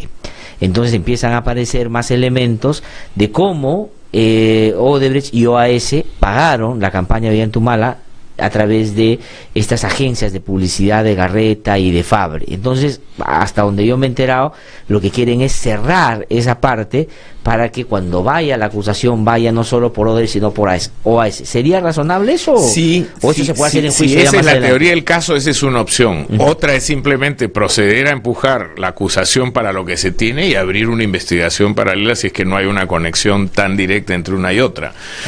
Por lo tanto, ya depende de cómo el fiscal esté planteando su propia estrategia, pero creo que no le hace bien a la Fiscalía tener a esta pareja detenida con todo el ruido político que se genera al lado, diciendo aquí efectivamente ha habido una decisión apresurada y desproporcionada para el objetivo. ¿Y usted cree que la Suprema entonces debería revertir esa prisión preventiva? Yo creo que la Suprema podría revertir esa prisión, que como digo, a todas luces parece desproporcionada, y la Fiscalía paralelamente debe empujar la acusación de una vez para que se proceda a tomar una decisión si son culpables o no lo son. Sí. Ahora, doctor Uvas, y en el caso de Pedro Pablo Kuczynski, que ha sido citado por la Comisión Lavallato, y él ha decidido mandar por escrito, manda una carta y ha mandado, digamos, todo lo que él dice saber sobre este tema. Pero la Comisión ha mandado esto a Constitución en el claro interés de generar una tensión. Van a seguir empujando a la posibilidad de que el presidente vaya al Congreso de la República. ¿Hizo bien el presidente en términos legales, constitucionales y en términos políticos, o, digamos, optó por la política y no por lo legal como debería haber hecho? Bueno, yo desde hace mucho tiempo, desde que fui procurador, vengo sosteniendo que las comisiones del Congreso no deben interferir en las investigaciones penales, porque el Congreso es un foro político y es clarísimo cuando uno observa cómo se conducen, el tipo de preguntas que hacen, la actitud absolutamente pedante y maltratadora que han tenido con gente que se presenta cuando saben que hay cámaras que los están mirando, y además todos hemos visto la trayectoria de las comisiones de fiscalización y de ética del Congreso, que lo único que hacen es encubrir con mucha frecuencia casos en vez de aclarar. O sea, en términos prácticos, desde la experiencia suya, las comisiones de investigación del Congreso no han sido útiles para las investigaciones. Yo creo que una vez que un caso se incorpora al sistema de investigación penal, el Congreso debería abstenerse, porque no aporta nada. Históricamente no hay un solo caso que haya venido al Congreso donde uno diga, wow, esto realmente era necesario porque la justicia no lo pudo hacer. Y en el caso específico del presidente Kuczynski, yo creo que ha actuado con absoluta coherencia respecto del texto constitucional, y me parece también que hay razones que asisten a él para decir, yo no voy a ir allá para que me maltraten y hagan de mi presencia un espectáculo. No, él ha dicho un circo, es un circo, y yo creo que muchos coincidimos con él. Ahora, pero ya se anunció también de varias maneras que, bueno, esto ahonda en la duda, entonces no ir en términos políticos significa que algo esconde, y han dicho algunos que, bueno, ahorita tranquilo, ya, no vamos a de repente insistir, pero al día siguiente que se vaya el gobierno, acusación constitucional. Bueno, pero faltan 4 años para que se vaya el gobierno. Hay una investigación en el Ministerio Público en curso donde el presidente está vinculado, y yo supongo que antes de que se vaya esa investigación tendrá resultados. Entonces no es que le está quedando totalmente libre. Además creo que ha tenido el gesto de enviar sus respuestas por escrito a los temas sustanciales, entiendo que son materia de interés del Congreso, pero hoy día la definición sobre los niveles de responsabilidad penal o no le corresponden al Ministerio Público y no al Congreso de la República. Me preguntan aquí si la afirmación que usted hizo en torno a este consenso que se generó entre los abogados sobre la situación de Nadine Heredia y Ollanta Humala, que no significa que Ollanta Humala y Nadine Heredia no estén vinculados a delitos. Eso es otra discusión en la que yo creo cada vez hay más elementos. Absolutamente. Es la prisión preventiva. Esa prisión preventiva, si no se revierte, dicen aquí, podría terminar beneficiando a Alejandro Toledo en su discurso de que hay que persecución política y poner el ejemplo de Nadine y de Ollanta. Sí, claro, porque mirado esto en el contexto internacional, donde no se conocen los detalles propios del sistema peruano, podría ser utilizado como un argumento para decir, este es un acto arbitrario, aquí ha habido desproporción, indefensión, se ha violado el debido proceso, y por lo tanto Toledo podría aprovechar eso, y no solo Toledo, varios otros más, diciendo no existen las garantías en el Perú para un juicio justo e imparcial. Ahora, el caso de Alan García, ¿no es cierto que es un caso particular? Porque ahí, a diferencia de Toledo o de Ollanta, no hay una imputación directa en torno a haber recibido algún tipo de prebenda para una adenda, para una licitación, etcétera, pero hay muchos funcionarios de su gobierno que están vinculados a estos procesos. ¿Se puede llegar de abajo hacia arriba en un caso, o siempre en estos casos es, si no es de arriba hacia abajo, no hay manera? Porque él se defiende diciendo, nadie me ha imputado, Barata no va a decir nada, hoy no va a decir nada porque nunca me dieron plata, y entonces nosotros deberíamos decir, bueno, entonces él es el único presidente de los últimos, a diferencia de lo que pasó en otros países donde Odebrecht y Barata y otros no hablaron con el presidente en ese gobierno y en otros sí. Los sistemas de colaboración eficaz o delación premiada, como le llaman en Brasil a esta negociación de información por menos rigor penal, funcionan de abajo hacia arriba, al punto que las cabezas están excluidas, están prohibidas de ser parte de una negociación. Y yo creo que han demostrado su eficacia. Entonces, ahora hemos sabido el día de ayer que Barata finalmente ha sido excluido de la investigación. Eso, leído con ojos técnicos, lo que quiere decir es que la Fiscalía ya tiene un acuerdo con Barata y que Barata va a empezar a contar cosas que antes no ha contado. Y ahí se sabrá efectivamente, porque si Barata miente al hacerle la Fiscalía peruana las preguntas específicas de los temas que le interesan, y Barata miente y se demuestra esa mentira, se le cae la colaboración y puede entrar en problemas penales de verdad, que es lo que están tratando de evitar todos los colaboradores.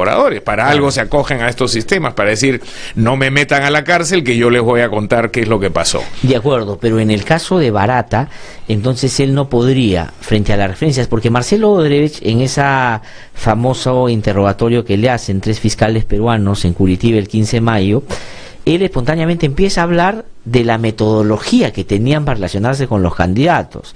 Entonces los fiscales de ahí no le preguntan ni por Keiko Fujimori ni por el partido Alan García, que son las dos menciones que hace, bajo el argumento de que nosotros fuimos por Humala y no podemos preguntar nada de eso. Ahora que Barata empieza a ser un colaborador eficaz, porque yo también tengo la sensación que usted tiene de que ya hay un acuerdo ahí con él, se le tendría que preguntar por eso que Odebrecht dice, y Barata no podría mentir, o sea, tendría que desarrollar lo que Odebrecht ya ha anunciado. Absolutamente, porque como ha dicho bien el fiscal Castro en la entrevista que ha dado con su equipo hace pocos días, más importante que las versiones de los colaboradores es el proceso de verificación. Claro. Cuando se dio esa ley, nosotros nos cuidamos mucho de no repetir el error que se cometió con los casos de terrorismo. Acuérdese usted que había esta ley de arrepentidos, y hubo luego que crear una comisión, porque fueron más de 800 personas condenadas injustamente. Argumento, por cierto, para cuestionar la pena de muerte que venía escuchando en el auto. Ahora le voy a preguntar sus argumentos sobre eso. Entonces, ese proceso de corroboración, ¿qué quiere decir? Primero, que la versión del delator es importante, pero no es todo. Ajá.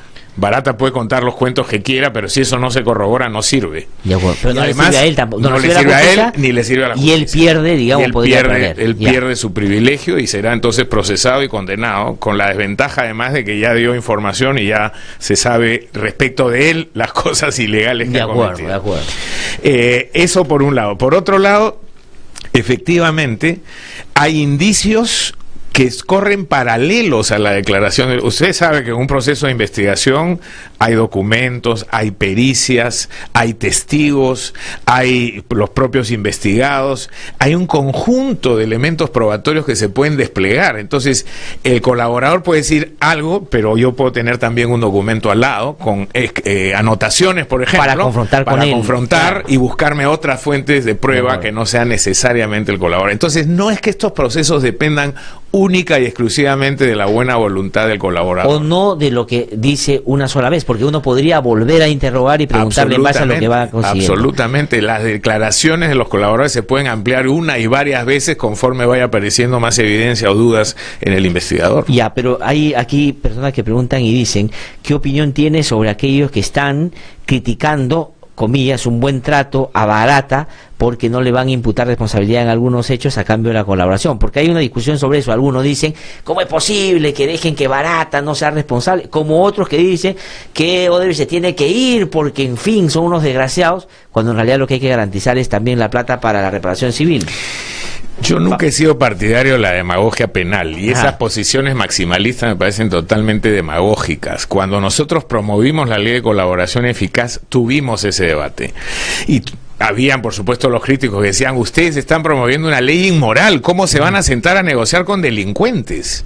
Eso es absolutamente inmoral, y nuestra respuesta siempre fue, lo inmoral es la impunidad.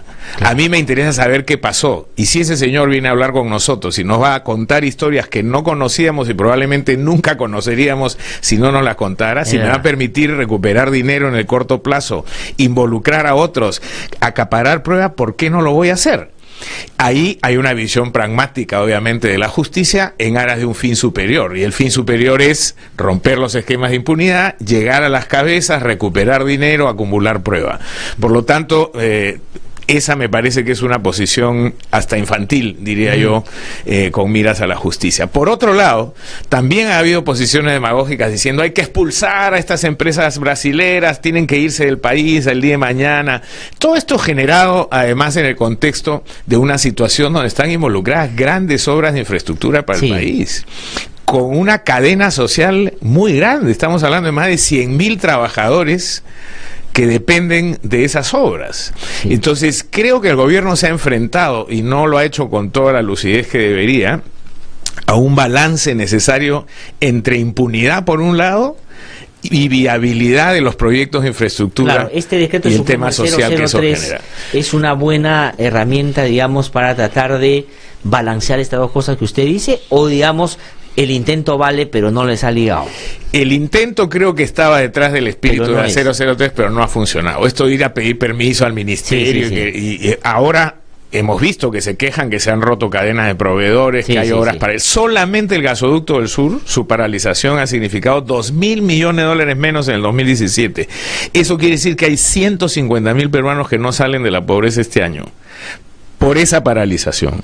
Entonces aquí estamos hablando de que hay derechos humanos y fundamentales también involucrados en este tema, y ese no es tan simple como decir, no, el resto es impunidad. Claro, hay que evitar esa demagogia, ¿no? Porque este punto de vista a veces entiende, que yo coincido, estos están a favor de las empresas y que algo tendrán. No, o sea, digamos, hay que razonar en estos casos de manera pragmática. Se pone en la balanza impunidad y se va negociando justamente. Dicho sea de paso, cuando sí. vino el juez Moro acá decía, no me ahorquen al cantante, ¿no? Sí. Efectivamente, No, además, si es una fuente de prueba, ¿cómo lo voy a hostigar y negarle la posibilidad de que me ayude a tener la foto completa? Además, lo de Brasil se ha hecho, digamos, básicamente con delaciones premiadas. Y Moro ha podido conseguir lo que ha conseguido porque ha logrado que canten, ¿no es cierto? Y que en su momento, aquí en el Perú, si no hubiéramos tenido colaboradores como la señora Pinchi y otros, empezando por el primero... ¿Qué hubiera pasado si no hubieran tenido eso? Probablemente no hubiéramos llegado ni a la mitad de lo que hoy día se sabe. Digamos, de repente Montesinos hemos recuperado prueba importantísima, incluso documentos que en ninguna otra circunstancia hubiéramos podido tener acceso. Sí, tengo dos últimas preguntitas sobre García. Este anuncio de amparos para evitar investigaciones y a pesar de que él ha dicho que no llora y que él va a defenderse, digamos, le puede servir ahora. Y lo otro es que también ha surgido el argumento en ese sector de que Barata y Odebrecht pudieron haber inclusive engañado al presidente, porque claro, uno se pregunta y dice, ¿cómo si el presidente García tenía la experiencia del 85 y no quería que ese gobierno, el segundo gobierno, fuera catalogado como corrupto? Si es que Barata estaba negociando con personajes inferiores, funcionarios, y él hablaba con el que supuestamente le estaba pagando a ellos, ¿cómo es que Barata hoy no le dijeron a García, oye, tus funcionarios me están cobrando? ¿Cómo puede ser posible? ¿Es posible que haya engañado a García? A ver, en primer lugar, sobre los amparos es un recurso bastante manido y muy desprestigiado. Yo creo que incluso políticamente juega en contra. Quien corre a buscarse un amparo, más aún si lo hace por ahí en un juzgado de la Selva o del Ande, esto cuando el tema se está viendo en Lima, es evidente que algo está tratando de ocultar. Y lo segundo es, sí, claro, todo es posible, pero... si nos ponemos en un contexto histórico, era un secreto a voces en el Perú, en Lima, en la clase política y la clase empresarial, que el expresidente también frecuentaba, lo que estaban haciendo las empresas brasileras. Esto se hablaba en los cócteles, se hablaba en las reuniones en los gremios de construcción. Entonces, resulta poco creíble que habiendo todo este ruido alrededor de estas circunstancias, quienes interactúan directamente con los actores principales no estuvieran al tanto. Pero eso tendrá que probarse en el contexto de una investigación. Y la última es la pena de muerte, que usted ha mencionado, ¿no? Ahora otra vez ha salido. ¿Cómo no pronunciarse, indignarse? Porque la violencia sexual lamentablemente es una cosa muy cotidiana en nuestro país. Pero esa es a la salida, digamos, ¿es posible por ahí donde hay que plantear el debate? Este es un debate muy antiguo, igual que ocurre con el aborto.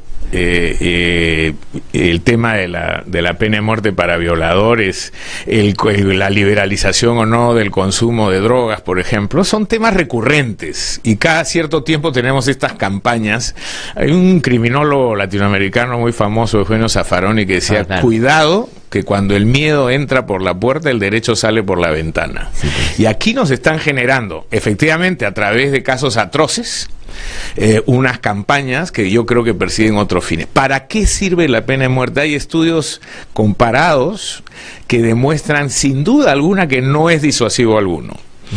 Y más bien en países con alto margen de error judicial esto se convierte en un drama irreversible. Para que nuestros oyentes entiendan, imagínense ustedes con los errores judiciales que hay muchos inocentes que terminan en la cárcel, podrían matar, digamos, a Glatzel, si hubiera habido pena de muerte para terrorismo en la época de estos 800 y algunos más que fueron liberados después por una comisión, más de 800 peruanos hubieran sido asesinados, ejecutados, para ponerlo en términos legales, con la pena de muerte, y después hubiéramos tenido que ir a pedirle perdón a su familia. Y hay que decir frente a eso, y gracias a Fujimori, que creó la comisión ad hoc que lideró el padre Lancier, fue un esfuerzo del padre Lancier y Jorge Santisteban. Por lo menos 500 se hubieran salvado la pena de muerte en ese momento. Esa es la gravedad, es inconducente entonces. Doctor José, muchísimas gracias. Gracias a por haber venido a conversar con nosotros. Vamos a invitarlo ahora que va a estar más en el país, ¿no? Va a seguir viajando. Ahora ya. Vamos a tener más posibilidades, entonces se van a aburrir de verme por acá. Muchísimas gracias.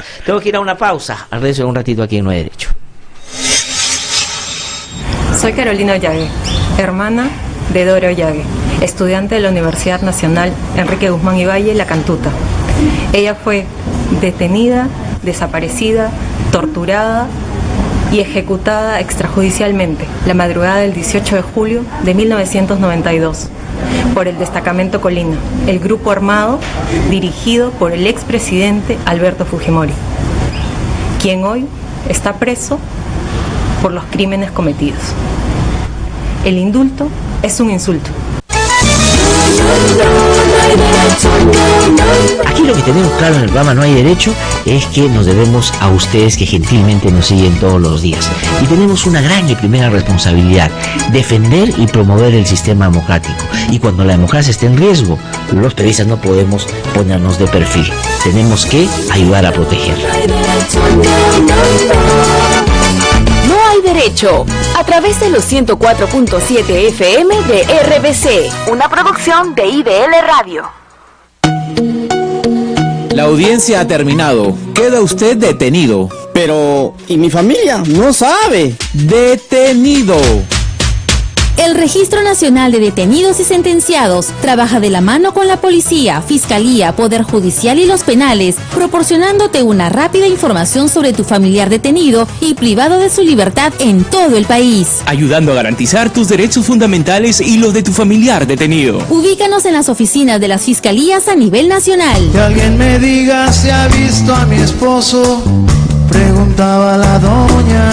Registro Nacional de Detenidos y Sentenciados. Información para defender mejor tus derechos.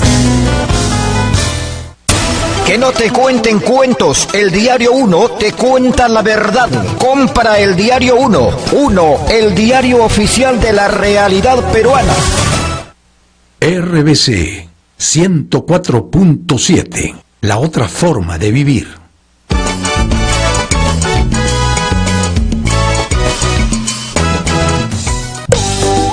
Pásame la pelota, Miguel, pásamela. No, mejor a mí, pásamela a mí. Allí va. Uy, pucha, ahora mi mamá me va a castigar. Niños malcriados, miren lo que han hecho. ¿Qué pasó, muchachos? Mami, de casualidad rompimos la luna de la ventana de la señora Rosa. Ay, aquí hay muchas cosas que se pueden romper. Por eso siempre les decimos que tengan cuidado y no hay que jugar en esta área común con pelotas. Sí, mami. Te prometemos no jugar fútbol acá. Ay, lo sé. Confío que no lo harán. Qué buena gente que es usted, señora. Mi mamá ya me hubiera pegado. Ganas de pegarles a mí no me faltan.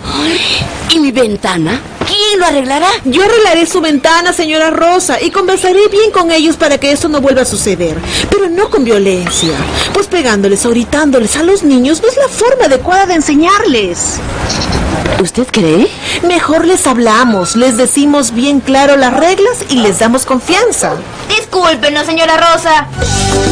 Los niños, niñas y adolescentes, sin exclusión alguna, tenemos derecho al buen trato en nuestra educación y formación para desarrollarnos integralmente. La ley número 30403 prohíbe el uso del castigo físico y humillante contra los niños, niñas y adolescentes. Campaña Nacional contra el Castigo Físico y Humillante. Atrévete a criar con amor, con el apoyo de...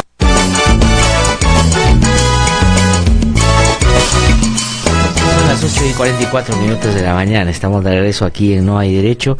Ustedes acaban de escuchar un mini programa, ¿no? Un mensaje que vamos nosotros a partir del día de mañana a difundir de manera intensa las próximas semanas como parte de la campaña Atrévete a criar con amor, tus acciones dejan huella, a la que este modesto programa se suma y se suma con mucho interés.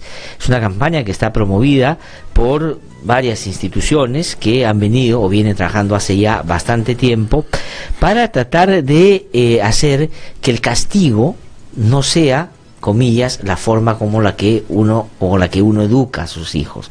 Hay que darles amor, hay que explicarles las cosas de una manera, porque a veces nosotros estamos con esa idea, ¿no es cierto?, antigua, y nosotros nos hemos criado muchas veces con eso, de que confundimos muchas veces el castigo con el rigor, con los límites que hay que ponerle a los chicos y por supuesto con las reglas que uno tiene cotidianamente que respetar para una convivencia no solo mejor en su familia, sino con la sociedad. Pero el castigo es inconducente, no sirve para nada porque suele reproducirse después cuando las personas que fueron castigadas o violentadas terminan generando estos circuitos de violencia que a veces se expresan en atrocidades y cosas muy, muy difíciles y muy dramáticas. Las instituciones que integran este colectivo han vendido dos de sus representantes. Está con nosotros Lourdes Febres, ella es coordinadora general de Acción por los Niños, que trabaja en estos temas hace ya bastante tiempo, y Germán Vargas, que es director de Políticas e Incidencia de Paz y Esperanza. Ambos han tenido la gentileza de venir para compartir con nosotros la campaña, qué sentido tiene, qué busca, qué otras cosas van a hacer. Está también IPRODES, ¿no es cierto? Hay varias otras instituciones que ustedes nos contarán qué van a hacer también. Lourdes, Germán, muchas gracias por venir esta mañana. No sé quién nos quiere comenzar. De repente, Lourdes, nos cuentas un poco cuál es el sentido, el objetivo de la campaña, qué busca, a quiénes se dirige. Gracias, buenos días. Para nosotros es un gusto estar acá, en realidad encantados por este espacio. Y realmente cuando estas organizaciones nos propusimos hacer esta campaña, tenían como uno de los objetivos principales poder sensibilizar a la población adulta para que traten de cambiar la forma de corregir a sus niños, ¿no?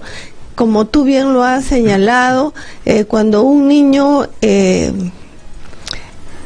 porta mal, entre comillas, acudimos al golpe, ¿no?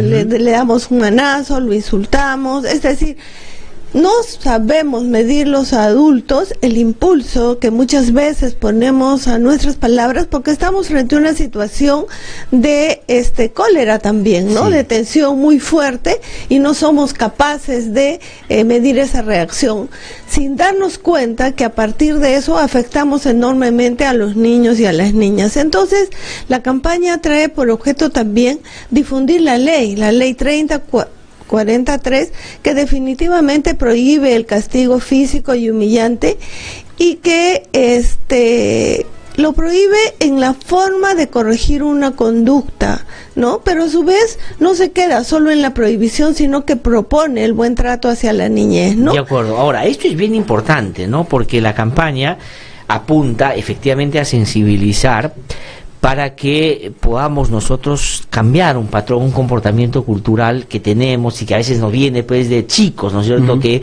a nosotros tomábamos con más naturalidad y normalidad, cosa que era mala, estas cosas.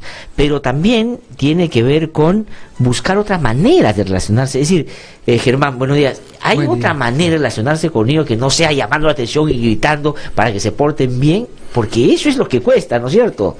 Por cierto, tú has hecho una buena introducción. Hay un modelo, una forma de relacionarnos entre nosotros, los adultos, las personas adultas, pero también con los niños, niñas y adolescentes, que asume, digamos, eso que aprendimos, eso que nos enseñaron, eso que hemos visto siempre, y que incorpora la violencia como un elemento sustantivo, ¿no? Se cree que si no media eso, si no existe violencia, es muy difícil que el niño, niña y adolescente entienda que una situación no está bien, que hay que corregir, y entonces muchos padres, muchas madres, muchos cuidadores y cuidadoras incorporan la violencia, el castigo físico, el trato humillante, porque creen verdaderamente que con eso van a lograr disciplinar a sus hijos. Lo que nosotros estamos comunicando a través de esta campaña es que eso no es cierto. No hay ningún estudio que demuestre tal cosa. Además que es importante asumir una crianza y una educación no violenta, porque es una manera además de plantear desde muy corta edad que hay una forma de relacionarnos que puede sustentarse en los derechos humanos. Por eso nosotros celebramos, digamos, y agradecemos, digamos, la participación del Instituto de Defensa Legal, porque ese es un tema fundamentalmente de derechos humanos. Derechos de los niños, niñas y adolescentes, que muchas veces son asumidos como propiedad de adultos, sean papás, sean mamás, sean cuidadores, y que dejamos reconocer que tienen dignidad, que tienen derechos, y que no debe ser un objeto, ya lo dice la ley ahora, bien lo decía Lula, la ley 300-403 señala expresamente que está prohibido el castigo físico humillante como este método de corrección, pese a que hay en muchos casos hemos dicho la buena intención de papás y mamás. Sí, claro. Ahora, por esto es importante, ¿no? Y quería preguntarle a Lourdes de Acción por los Niños eso también. Esto no es un acto que tiene que verse desde la discrecionalidad del adulto para tratar mejor a un niño, porque ya hay una ley además que impide que uno genere esos malos tratos a los niños, niñas y adolescentes. Pero hay maneras, digamos, pacíficas y no violentas de resolver los conflictos, y ha mencionado Germán más de una vez las cuidadoras o cuidadores, ¿no es cierto? Porque muchas veces los padres que tenemos que salir a trabajar, papá y mamá, en fin, a distintas actividades, pues dejamos a nuestros hijos con personas que tratamos que en lo posible sean de la mayor confianza que se pueda, ¿no?, conseguir con ellas, pero a veces, digamos, no resulta, porque uno tiene el control de qué puede pasar cuando tú no estás. Efectivamente, ¿no? El diálogo, la comunicación, el afecto, el cariño, el amor son cuestiones importantísimas y que están mencionadas en la ley, ¿no?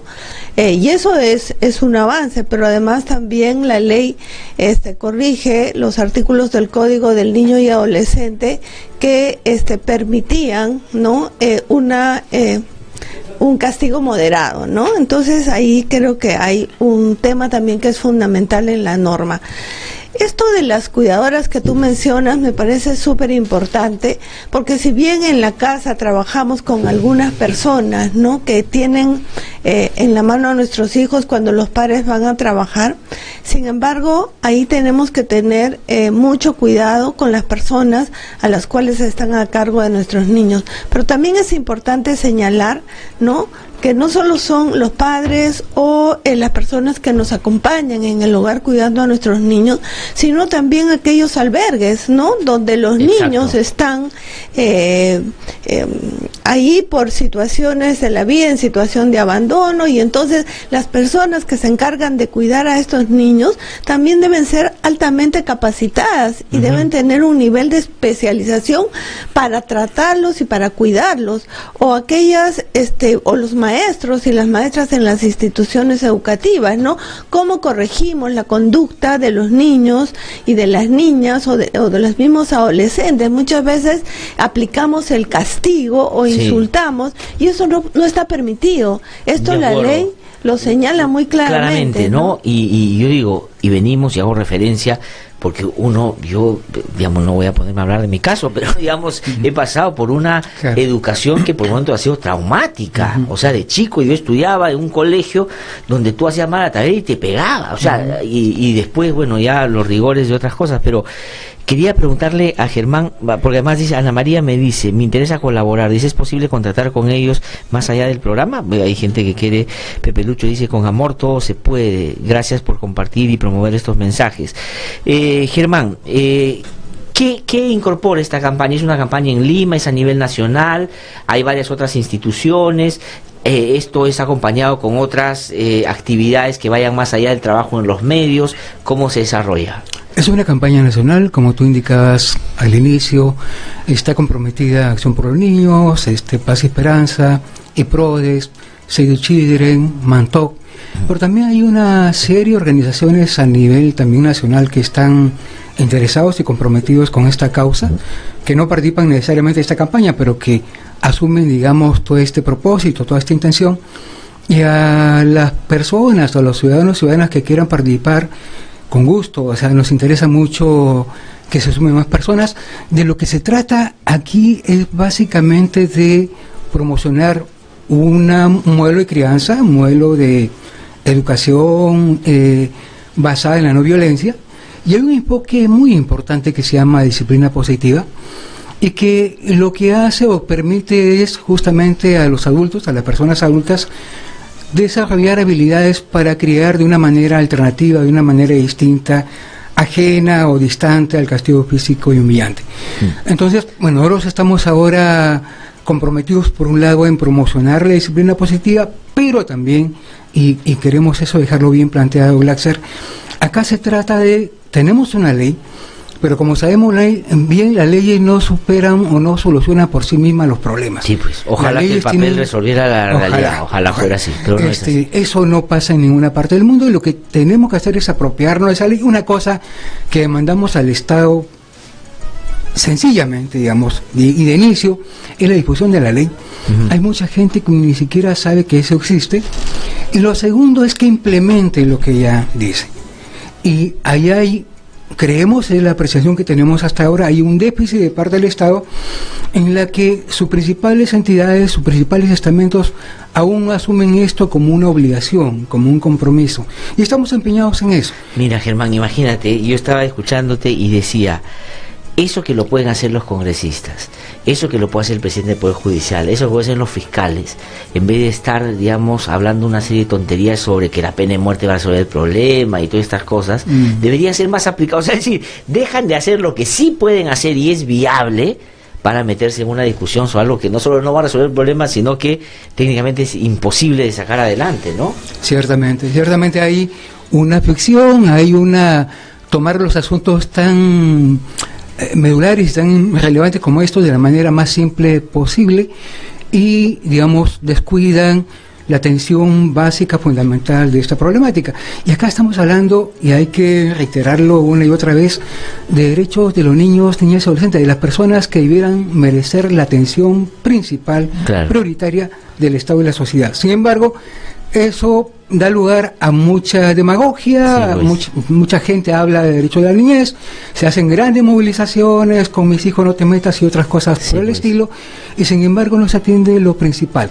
En los últimos días hemos estado hablando de los casos de abuso o violencia sexual, y desgraciadamente hay una tendencia siempre a asumir las cosas de manera superficial. Se cree que, por ejemplo, apelando a pena de muerte, eso se supera. En ninguna parte del mundo eso sucede, ¿no? Ahora, pero Germán, oye, Lourdes, te pregunto, ya para ir terminando, vamos a seguir hablando de esto en los días siguientes, somos parte de la campaña y lo hacemos con mucho interés y vamos a promocionar todo lo que sea posible, pero el otro asunto es ver al ministro de Justicia, el ministro de Justicia saliendo a decir en un medio de comunicación que él está de acuerdo con la pena de muerte y que le parece que es un error hablar desde otras perspectivas el tema de que somos un país de violadores, en fin, pero no solo sobre las declaraciones, sino en general algo para terminar ya sobre la campaña, cómo pueden colaborar, qué más se puede hacer, qué otras actividades van a haber. Bueno, una cosa que yo quería mencionar es que, como Germán decía, esta campaña también es parte de un proceso mayor, ¿no? Según la encuesta nacional de ENARES, dada en el 2015 y hecha por el INEI, señala que aproximadamente el 73% de niños, ¿no?, fueron castigados alguna vez en su vida, ¿no? Y el 81% de adolescentes también fueron castigados. Entonces son cifras altísimas, ¿no? Y entonces aquí, a la pregunta que me haces y que me dices, bueno, el ministro de Justicia está hablando de la pena de muerte, somos un país de violadores, pero ¿qué estamos haciendo como Estado para dar respuestas a la situación de violencia que hoy se vive en el país? Porque aproximadamente el 21%, según las estadísticas de este año, más o menos 21,000 casos de violencia hacia niños y adolescentes, ¿no? Ya se está dando, y estamos en el mes de septiembre, y si hablamos de las mujeres, ¿no? Es mayor, son aproximadamente 39,000 casos de violencia física, violencia sexual, violencia psicológica. Estamos hablando de 60,000 casos de violencia que no los vamos a corregir con sanciones punitivas, sino hay un fuerte trabajo de prevención que hay que hacer desde las instituciones del Estado y desde el conjunto de la sociedad civil para contrarrestar este tema, pero también es importante asignar presupuesto. Sí, pues. Estamos próximos a la aprobación del presupuesto en el Congreso de la República, de la ley del presupuesto, y las organizaciones que trabajamos por la niñez estamos planteando que se coloque un articulado para desarrollar un programa presupuestal estratégico contra la violencia. Por ejemplo, eso es una cosa que el Congreso puede hacer, ¿no es cierto? Hacer que en el presupuesto aparezca esto. Vamos a ver si ahí se anima. Yo quiero agradecer Germán Vargas y a Lourdes Febres por haber venido a conversar con nosotros. Vamos a tener otros espacios para seguir hablando sobre estos temas y cuenten con nosotros para lo que podamos apoyar. Muchísimas gracias. Y creo, y aquí termino diciendo, y una frase que me acuerdo, cuando hace muchos años, él lamentablemente ya no vive, hablaba con Valentín Paniagua, él tenía una frase que era extraordinaria para esta, que siempre la repito yo, que dice: ya hay que dejar de maldecir la luz, no, hay que dejar de maldecir la oscuridad y prender la luz. Amén. Y los congresistas y todos tienen, digamos, la posibilidad de hacerlo, lamentablemente no lo hacen, yo tan por la demagogia. Hasta el día de mañana a las 7 en punto aquí en No Hay Derecho.